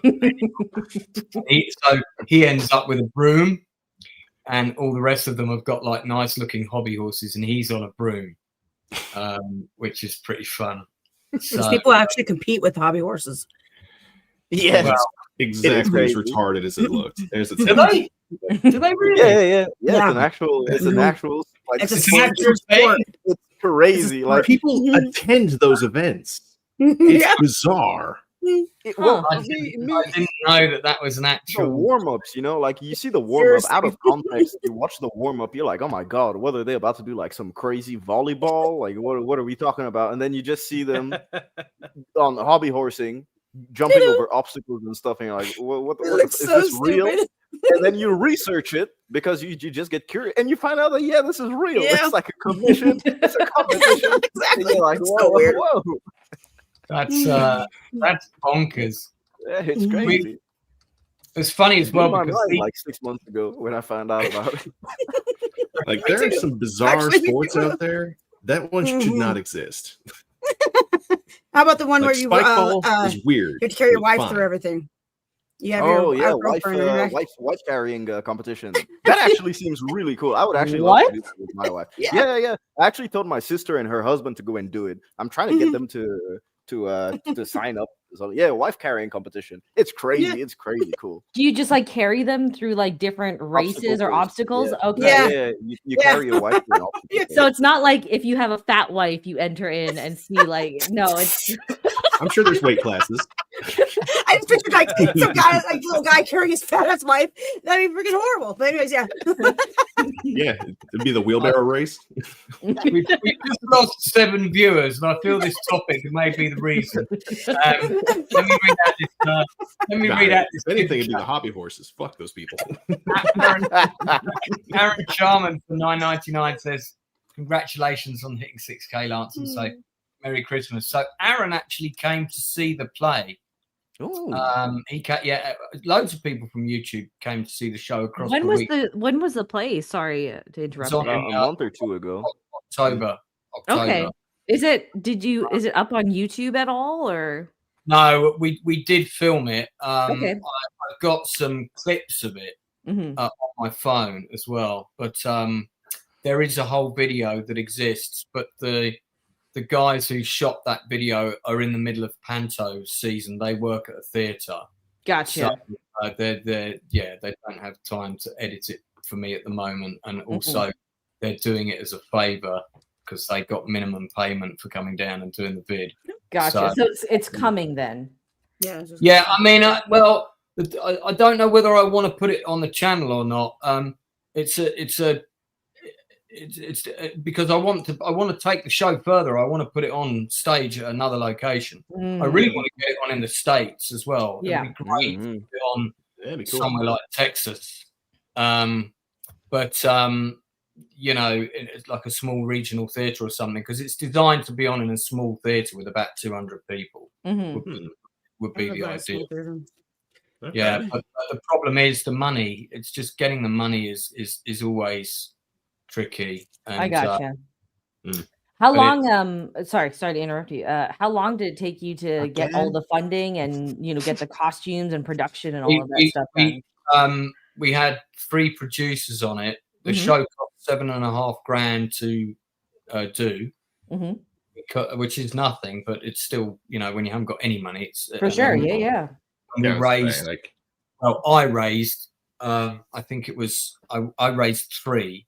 One of the people that funded it was actor Jason Flemyng, so he was a producer on it. Nice. Critical Drinker was a producer on it. And there I am again. This is with Horst Buchholz, who's the German actor that was in Magnificent Seven. This is me convincing him he should be in the movie, and trying to pronounce his name. Running gag in the play that I couldn't pronounce his name properly. He kept calling him Horst. Your guys' facial expressions are great. Yeah, man. I mean, I'm just blowing you a kiss there. But it was good fun. That's with the actor's Toby. He was fantastic. He just played him, nailed him completely. As soon as he did the audition for that character, I just leaned over to Simon, who was playing Steve McQueen and helping me with the show, and I just said, he's got the part. This guy's nailed him. We had a lot of fun doing that show because it's just an outright play for laughs. One of the things that was bizarre was we got a review. We had 3 reviews. The reviews were all quite nice, but none of them were amazing. None of them were horrible. They were all kind of 3 stars. But one of the reviewers said, the whole play basically takes the piss out of America going to another country and then Americanizing the culture to work for the right. What they tried to do with Magnificent Seven, and the Mexican Film Bureau pushed back. And the reason you have the film festival, the festival scene in the Magnificent Seven, is because the Mexican Film Bureau insisted on it being in there. That's why that scene is in the movie, right? And there's a whole load of other stuff in the movie that the Mexicans insisted was in the film. Okay, so that's well, you say Mexican, it seems like they were annoying. Were they annoying? Right. That's all part of the humor in the play. But one of the other jokes in the play is that the 7 actors, Steve McQueen, Horsford Coates, and Robert Vaughan, and James Coburn, and all that, they also play all the other roles in the play. So you've got James Coburn pretending to be a Mexican extra with a fake mustache on. And one of the reviewers wrote that was problematical. I shit you not. People.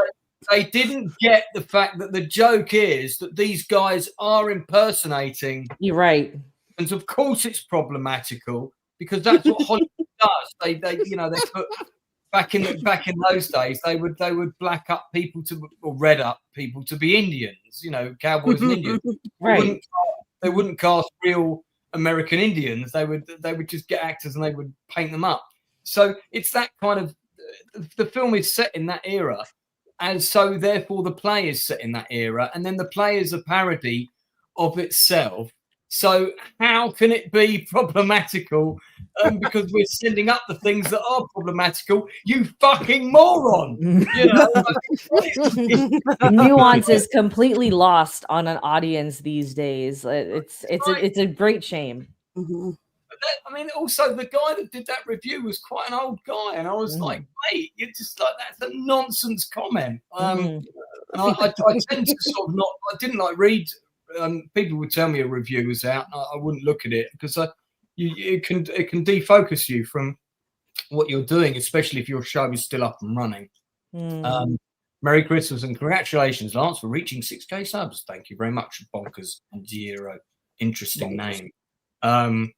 So on the 30th of December, for the benefit of the people here, I'm doing my end of the year show at 9 p.m. UK time. That'd be 4 p.m. Eastern. We're doing kind of the best and worst of 2025, and people are picking their top 3 shows of 2025 to mention. We'll see which one gets the best vote, and then people are going to be picking their least favorite TV show and their least favorite film, and obviously, so we'll be discussing how crap Alien Earth was because that's. So I was gonna say that's the top of my list.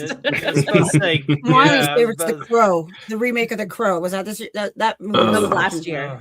Oh, last year, yeah. So I watched it this year, though. You waited all that long to be disappointed? God. Yeah, I got forced to watch it for a review thing. Yeah. Okay, that sucks. But I watched Superman. I didn't like that either, but everyone said it was good. I like Superman. I don't know anyone who said that was good. No. Well, everyone I was streamed Superman with was were I shit. argued all day with everybody I joined all day. I argued about it, and I hated the dog with a passion. I was spamming that dog kick gif from Anchorman for like 3 weeks after that. I still haven't seen that. Was Superman. definitely shot. Don't do it. No, I just sort of saw like 5 minutes of it. I saw the trailer and I just thought, nah. To me, the movie isn't just plain like bad. To me, it's just bland. Yeah, it's bland. It doesn't really have a core direction. It kind of feels like a bunch of skits that were stitched together, but like skits that were more concepts to pitch than actual properly written and produced skits. Exactly. Yeah, it's like a Family Guy episode. Yeah, but worse, because at least a Family Guy episode, like you can clip all those skits and they're funny, like in isolation. You can't really do that with Superman. There's a bunch of ideas in there, but like none of them fuse together well. Right. None of the characters have like personalities that reflect anything from any of the previous stuff. Like Lex Luthor pissed me off. I hated him. Like to the point I just wanted to start slamming lead paint just to so I could maybe get dumb enough to enjoy it. But my God, Then his girlfriend taking like, selfies of herself. Yep, exactly. Every white guy in that movie cries. Every movies nowadays, every man cries. I just don't understand it. No, it's just the white guy specifically, and that was annoying to see. Also, by the way, every villain in this in the new Avatar film is also a white person, pretty much. I think very subtle. The general is. Oh, that's absolutely lovely. Yeah, the general is Hispanic, but I think she's the only one, and then everybody else is kind of like a white sort of butch male or female character. So like the first movie. James Cameron, quit while you're ahead, okay? We don't need blue monkey people to tell us how to paint with the colors of the wind. All right. He did say he regrets making Terminator and stuff because of feminism and stuff.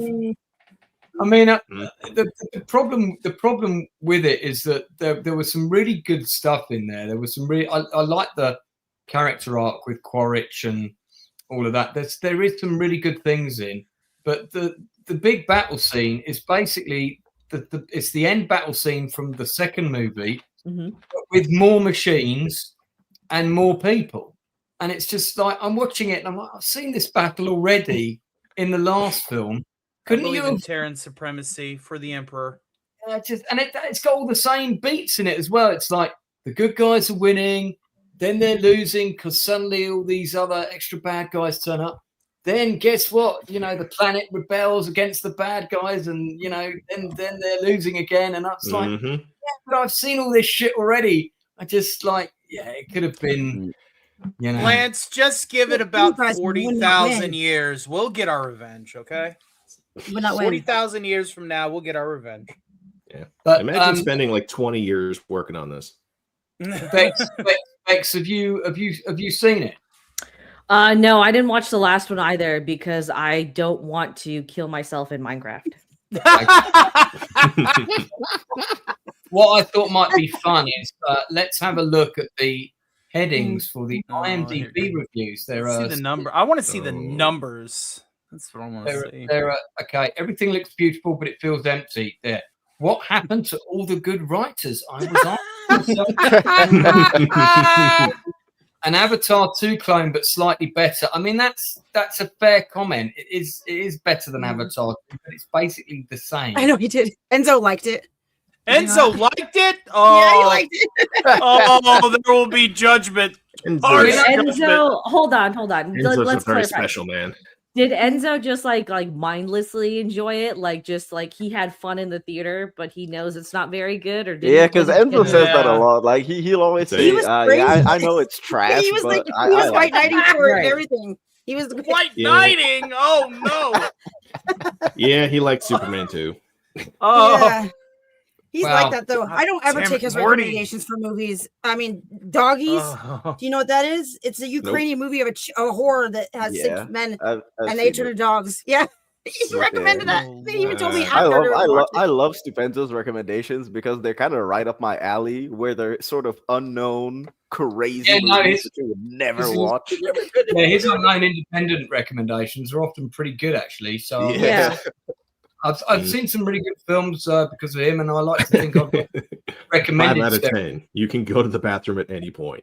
I wanted to pick up on this because not only did I go to the bathroom at any point, I went to the bathroom 3 times during this film, and I shit you not, we were right in the middle of the row of an IMAX, and if you know anything about an IMAX, the aisles are not very wide. So when you have to push past people, you literally have to step over them. It's very awkward. And fortunately, there was only one guy to my right because the screening wasn't particularly full. We went at 9:00 in the morning, so we went really early. Oh wow!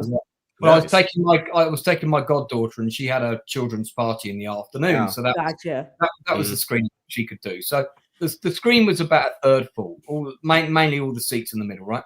And I said to this guy, he was on his own. He was like maybe 35 or something, and I said to him, just to warn you, mate, I'm 53 and I've got the weakest bladder on the planet. Now, I literally haven't drunk anything this morning since I got up. But, you know, I'm just letting you know. And he kind of laughed. And then I was about an hour into the film. I was doing really well. And it was a bit of a slow scene. And I was like, yeah, I think I need to go. And let's give it another 10 minutes. No, got to go. So I went, came back, and I thought, that's it. I'm going to be fine. And then after half an hour, I was like, you're fucking joking. I feel like I need to go again. And I'd broken the dam, broken the seal. Never do that. And then I was back again. And I come back and I joked. I come back and I joked past him. I went, well, that should be it now. Hopefully I won't have to go again. Half an hour later, fuck no, I was up again. Every time I came back, I felt like I hadn't missed anything. I could follow exactly where we were in the movie. So it wasn't like I had to lean to my goddaughter and say, what happened? Tell me what happened. I could tell exactly what was going on. And I just picked like a conversational moment. I'd dash to the loo, come back. They'd still be in the same conversation when I got back in. And usually the conversations are the most important part. Indeed. True. Time's up. The sequels never should have happened. That's a bit strong terminology. His name's James Cameron. No budget too steep, no sea too deep. This is done like that song. Someone's done that. You know the song about the guy in the sea. Oh, I can't remember what it is, but they've replaced James Cameron's name with it. Yeah, so that's pretty funny. There's everybody's saying the same thing: visually stunning but forgettable. Well, I think the people that are rating it, 7 and 8 out of 10. As I was saying this, I forgot. I think it was on Dark Hour stream. But people live in like nowadays, we live in a time of vibes. That's pretty much it. We live in a society. No, I mean seriously. Like, how many times have you come out of the theater and then you see everyone is like, "Oh yeah, this is one of the greatest things I've ever seen in my life," or "This is one of the best things ever made," or "This is one of the worst." We live in a world of hyperbole now, which is so bad. And I think it's just we're so there's a 10 disconnected. out of 10. Yeah, I totally agree. That's the whole thing behind Cinema Score, right? They're just asking people right out of the theater before they have even time to process what they want. And then even if you look at, read the professional reviews over the last 15 years, say what you will about some of Roger Ebert's, ratings, but at least he could admit when a movie was bad, but he could still enjoy it subjectively. You don't see that anymore. It's completely subjective with most film reviews. So no, I totally agree with you.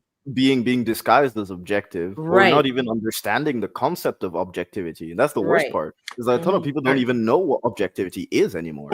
No, because people are expected to be subjective. That's the problem. I like the way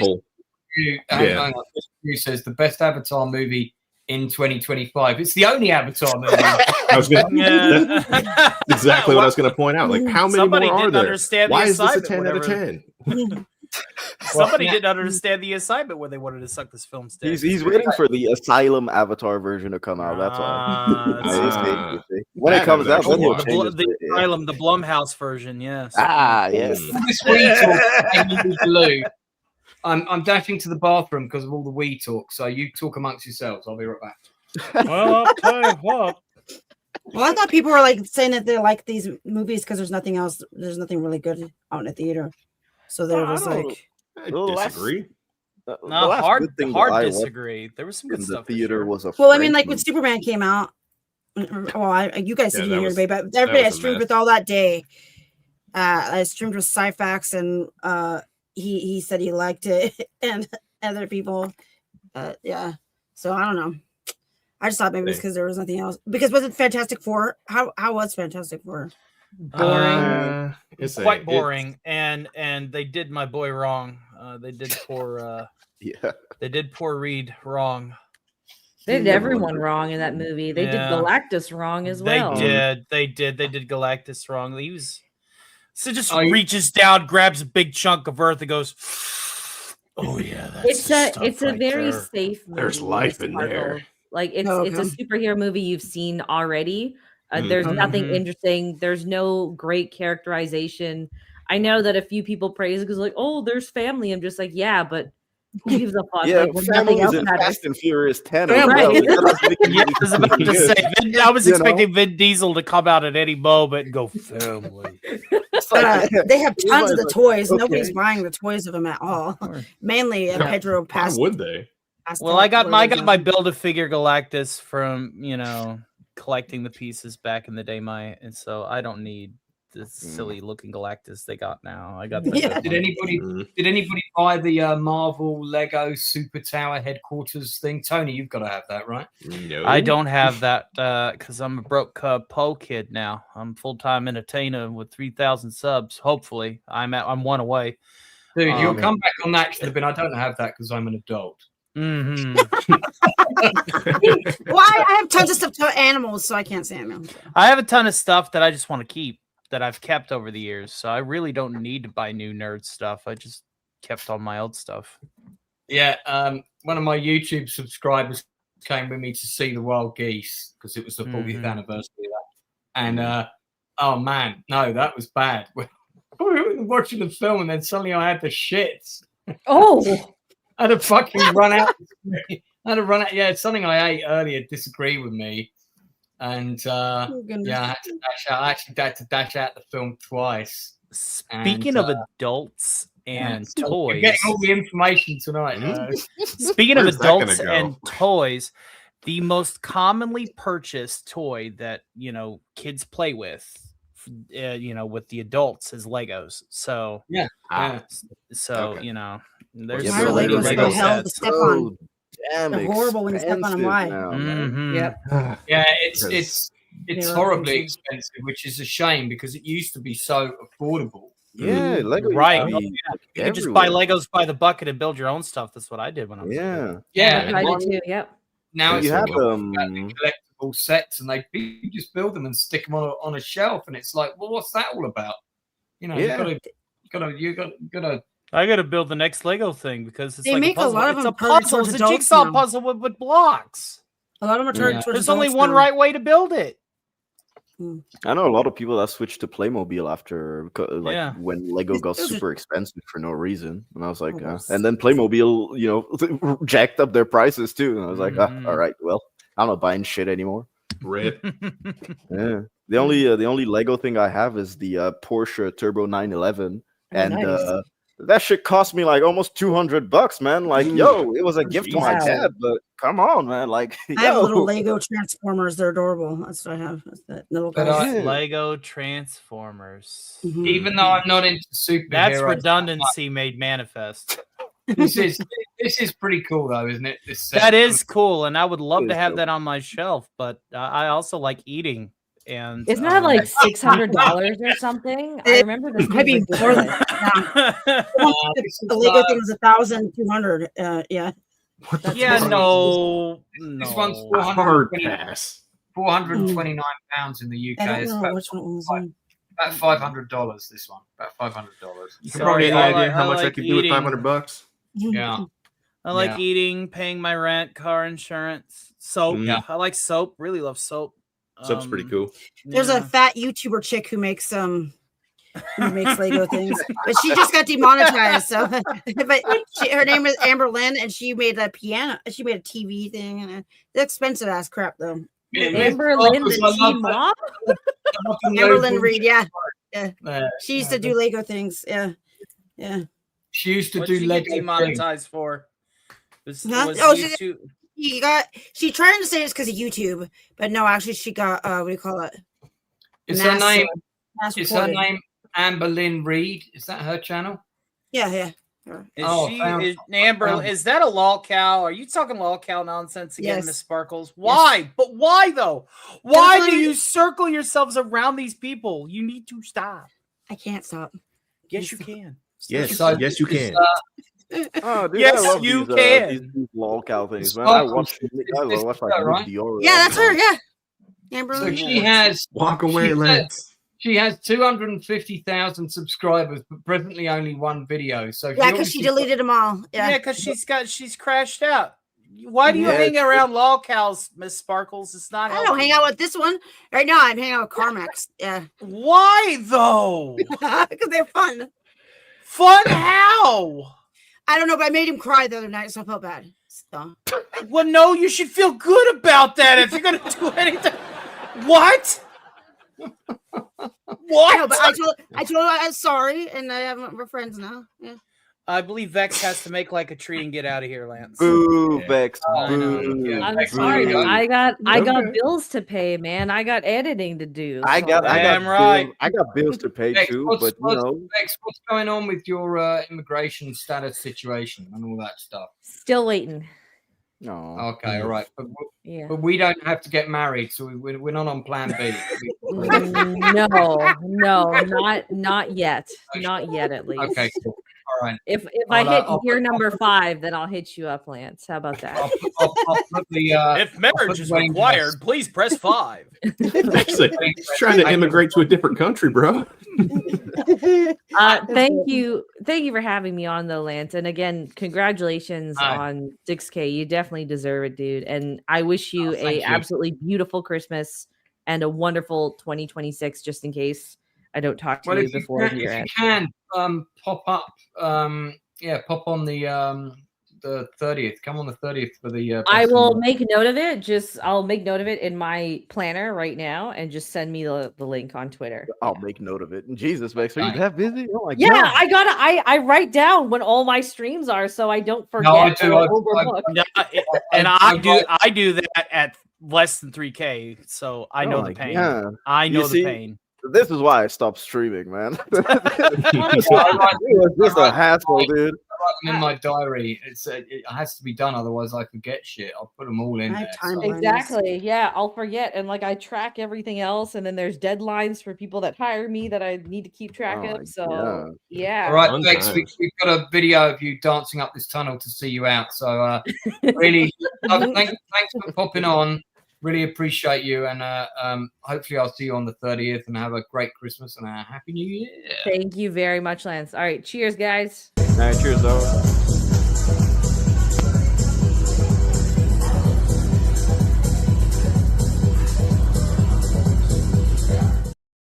That's obviously a Vex stimulant. We wish you a Terran cycle. We wish you a Terran cycle. We wish you a Terran cycle. Christmas is in it too. Wait, what? I got that backwards. I'm sorry. So that's actually the tunnel entrance to Coco, which is my favorite nightclub here. I want to go to Coco. That's the day rave place, and Nice. That's the one I'm taking drinking. There's Blue Collar drinking again. Here I go drinking again. All right. Well, listen. I'm gonna wrap this up pretty soon, but not until Tony's got an extra sub. We are one away, kiddies. One away, and I tell you what, if you guys want to give me the floor to sing a song, I will happily do that. And I know that I owe Blue Collar some Rick and Morty at the end of the show. So, dude, go for it on the Mariah Carey thing. Okay, sure thing. He doesn't like my Rick and Morty. I can tell it in his voice. It's fine. Blue Collar, just go and check out my recent Rick and Morty birthday wish to Andy Derivative Jill to get your fix. Let's see here. It's on my channel. So we're doing All I Want for Christmas is Booze. This was one of the first songs that I ever wrote for my humble little burg of the internet, and still stands out. And it's a song that I dust off, just around this time. Before I have to, I'm quite happy that I'm not going to have to sing Christmas carols or parodies after a few days. Thank the Lord. All right. So, this goes out to my good friend Blue Collar Loser, who is having himself a drinky poo right now. And it goes a wee bit like this. Christmas spirits with libation, needing Yule inebriation. I don't care what you get me, just so long it gets me wobbly. I'm at the deck, I'm downing shots, plucking them like forget-me-nots. What poisons will I choose when all I want for Christmas is booze? Bum ba da da bum ba dum ba da da bum ba dum ba da da bum. Oh, remembering my first vodka way back when I was younger. It was love and I was smitten, or at least I was couch-ridden. Where's the John? I gotta piss. Please send someone if I miss, because my aim is loose. 'Cause all I got for Christmas was booze. Bump ba da ba da da bump bump bump. Take another drink now.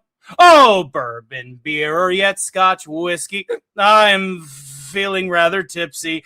Broke the seal, it's flowing through me. Now, feeling rather ornery. I'm at the bar, I'm picking fights. Drunk tank destiny tonight. I'm going for a cruise. Woo!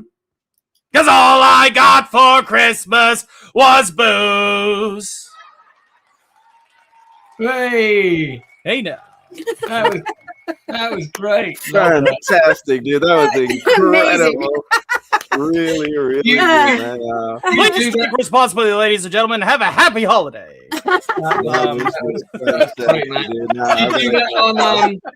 Did you do that on karaoke with the actual? Yes, I do. I do it on karaoke. I also do that on my variety shows every Thursday night. I do a variety show where I sing a bunch of a cappella parodies and do some of my skits and routines as the multiple characters that I do. It's kind of like another variety show that another guy does, but kind of better. Well, that was great. Thank you. Thank you, Sal. Thank you. Thank you very much. I'm putting the link in again. Tony's one sub away. Ladies and gentlemen, may it be the first opportunity for me to say arigato gozaimasu. The big 3K, ladies and germs. Thank you so much. Please continue sharing me out, because YouTube's about ready to pull out them pruning shears. I will start working on a I Love You 3000 video, because that is tradition for being the YouTube Tony Stark. So we're definitely going to be leaning into that easy, low-hanging bit of fruit in the very near future. So stay tuned for that. Thank you very much. Did you hit 3K? You hit 3K, right? Thank you. Yes, we did. From the bottom of my heart and the heart of my bottom. Thank you very, very much. It's just, I love you, man. I love you. Next time I'm creeping up to the milestone, I'll come on yours, and you can do the same, and we'll keep flipping back and forth on that. Yeah. So before we wrap up, I'm just going to remind people that on the 30th of December, I have my end of the year 2025 stream, where hopefully some of the people that are here today will come and join me for that. We're going to talk about the best and the worst of 2025. So what were your favorite TV shows? What were your favorite movies? Who were your standout actors? I'm particularly keen to sort of, is there an actor that came onto your radar in 2025, actor or actress that you hadn't seen in stuff before, who now you're thinking, whenever they're in something, I'm going to check it out because they were good. So very keen to hear from my panel about the new standout talents. And then, of course, we won't spend as much time on this, but we will spend a little bit of time on, oh my God, that was awful. What were the biggest disappointments of 2025? Alien Earth, we're looking at you. There probably will be some other things discussed, but I think mainly it's going to be Alien Earth. I think will probably be one of the things. Good to see you in direct, Sota. Thank you for subscribing to the channel. So that's on the 30th. But tomorrow night, I've got my regular Nielsen ratings show. That's my weekly show where we review things. I'm going to talk about House of Usher a little bit. We'll probably talk about Landman and Mayor of Kingston a little bit. But mainly what we're going to do is we're going to talk about favourite Christmas movies. And my panel are going to give me their thoughts on their favourite Christmas shows. And no doubt Die Hard will get discussed again. But that gets discussed on my channel fairly frequently because I went to the very first screening of it in the UK. So, yeah, I took 22 people to that. That was a lot of fun. All right. So I want to thanks. talk about the CBS claymation special. Nobody ever talks about it. And that. Well, do you want to come on tomorrow? Do you want to come on tomorrow and talk about that? Because that's what we're going to. Yeah, all right. Yeah, the Christmas thing. Yeah. All right. The cool thing about Carol of the Bells is it makes a whole lot of noise, which of course is also fun. You mean that special? Yeah. The bells scared the crap out of me when I was younger. I love that's my favorite part of it was the Carol of the Bells. That's right. Right. So thank you to my panelists, uninspired reviewer, Vex Electronica, who was here earlier, Proctor File, Tony from Stark of Iron, and of course, Miss Sparkles with her three-dimensional Santa jumper. Yeah. Yeah, that was nice this time. He tells me. I know, I tell you, don't take me too literally. That's British. This British humor. Christmas, I did. Now we do to very next year. Sign off. We're doing a bit of a musical number tonight. You will recall that we showed you a clip earlier of The Thing, the musical, the review of which, extensive review of which, is on this channel. If you do want to go and check that out, I'll just give you guys the link for that to watch. It's part of the content on the channel, all completely free, of course. And it's a really good interview with the cast and crew of The Thing, the musical. We also interview a couple of the Muppets, as well as the film's producer, and some other guests. It's very, very entertaining. And there are also several songs which feature in it. So to play us out, I'm going to show you some of those now.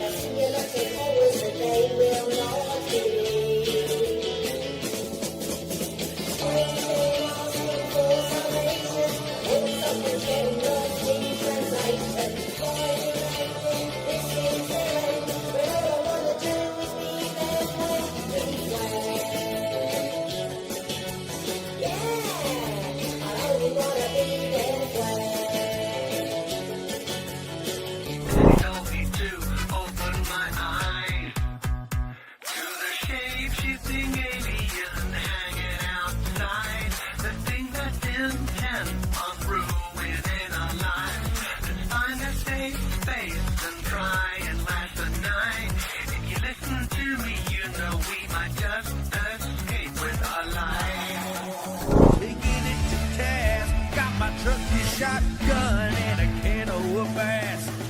Pensacola feeling, I got something to say. I'm gonna save the world, I'm gonna save it today. Oh yeah, let's go save the world, boys.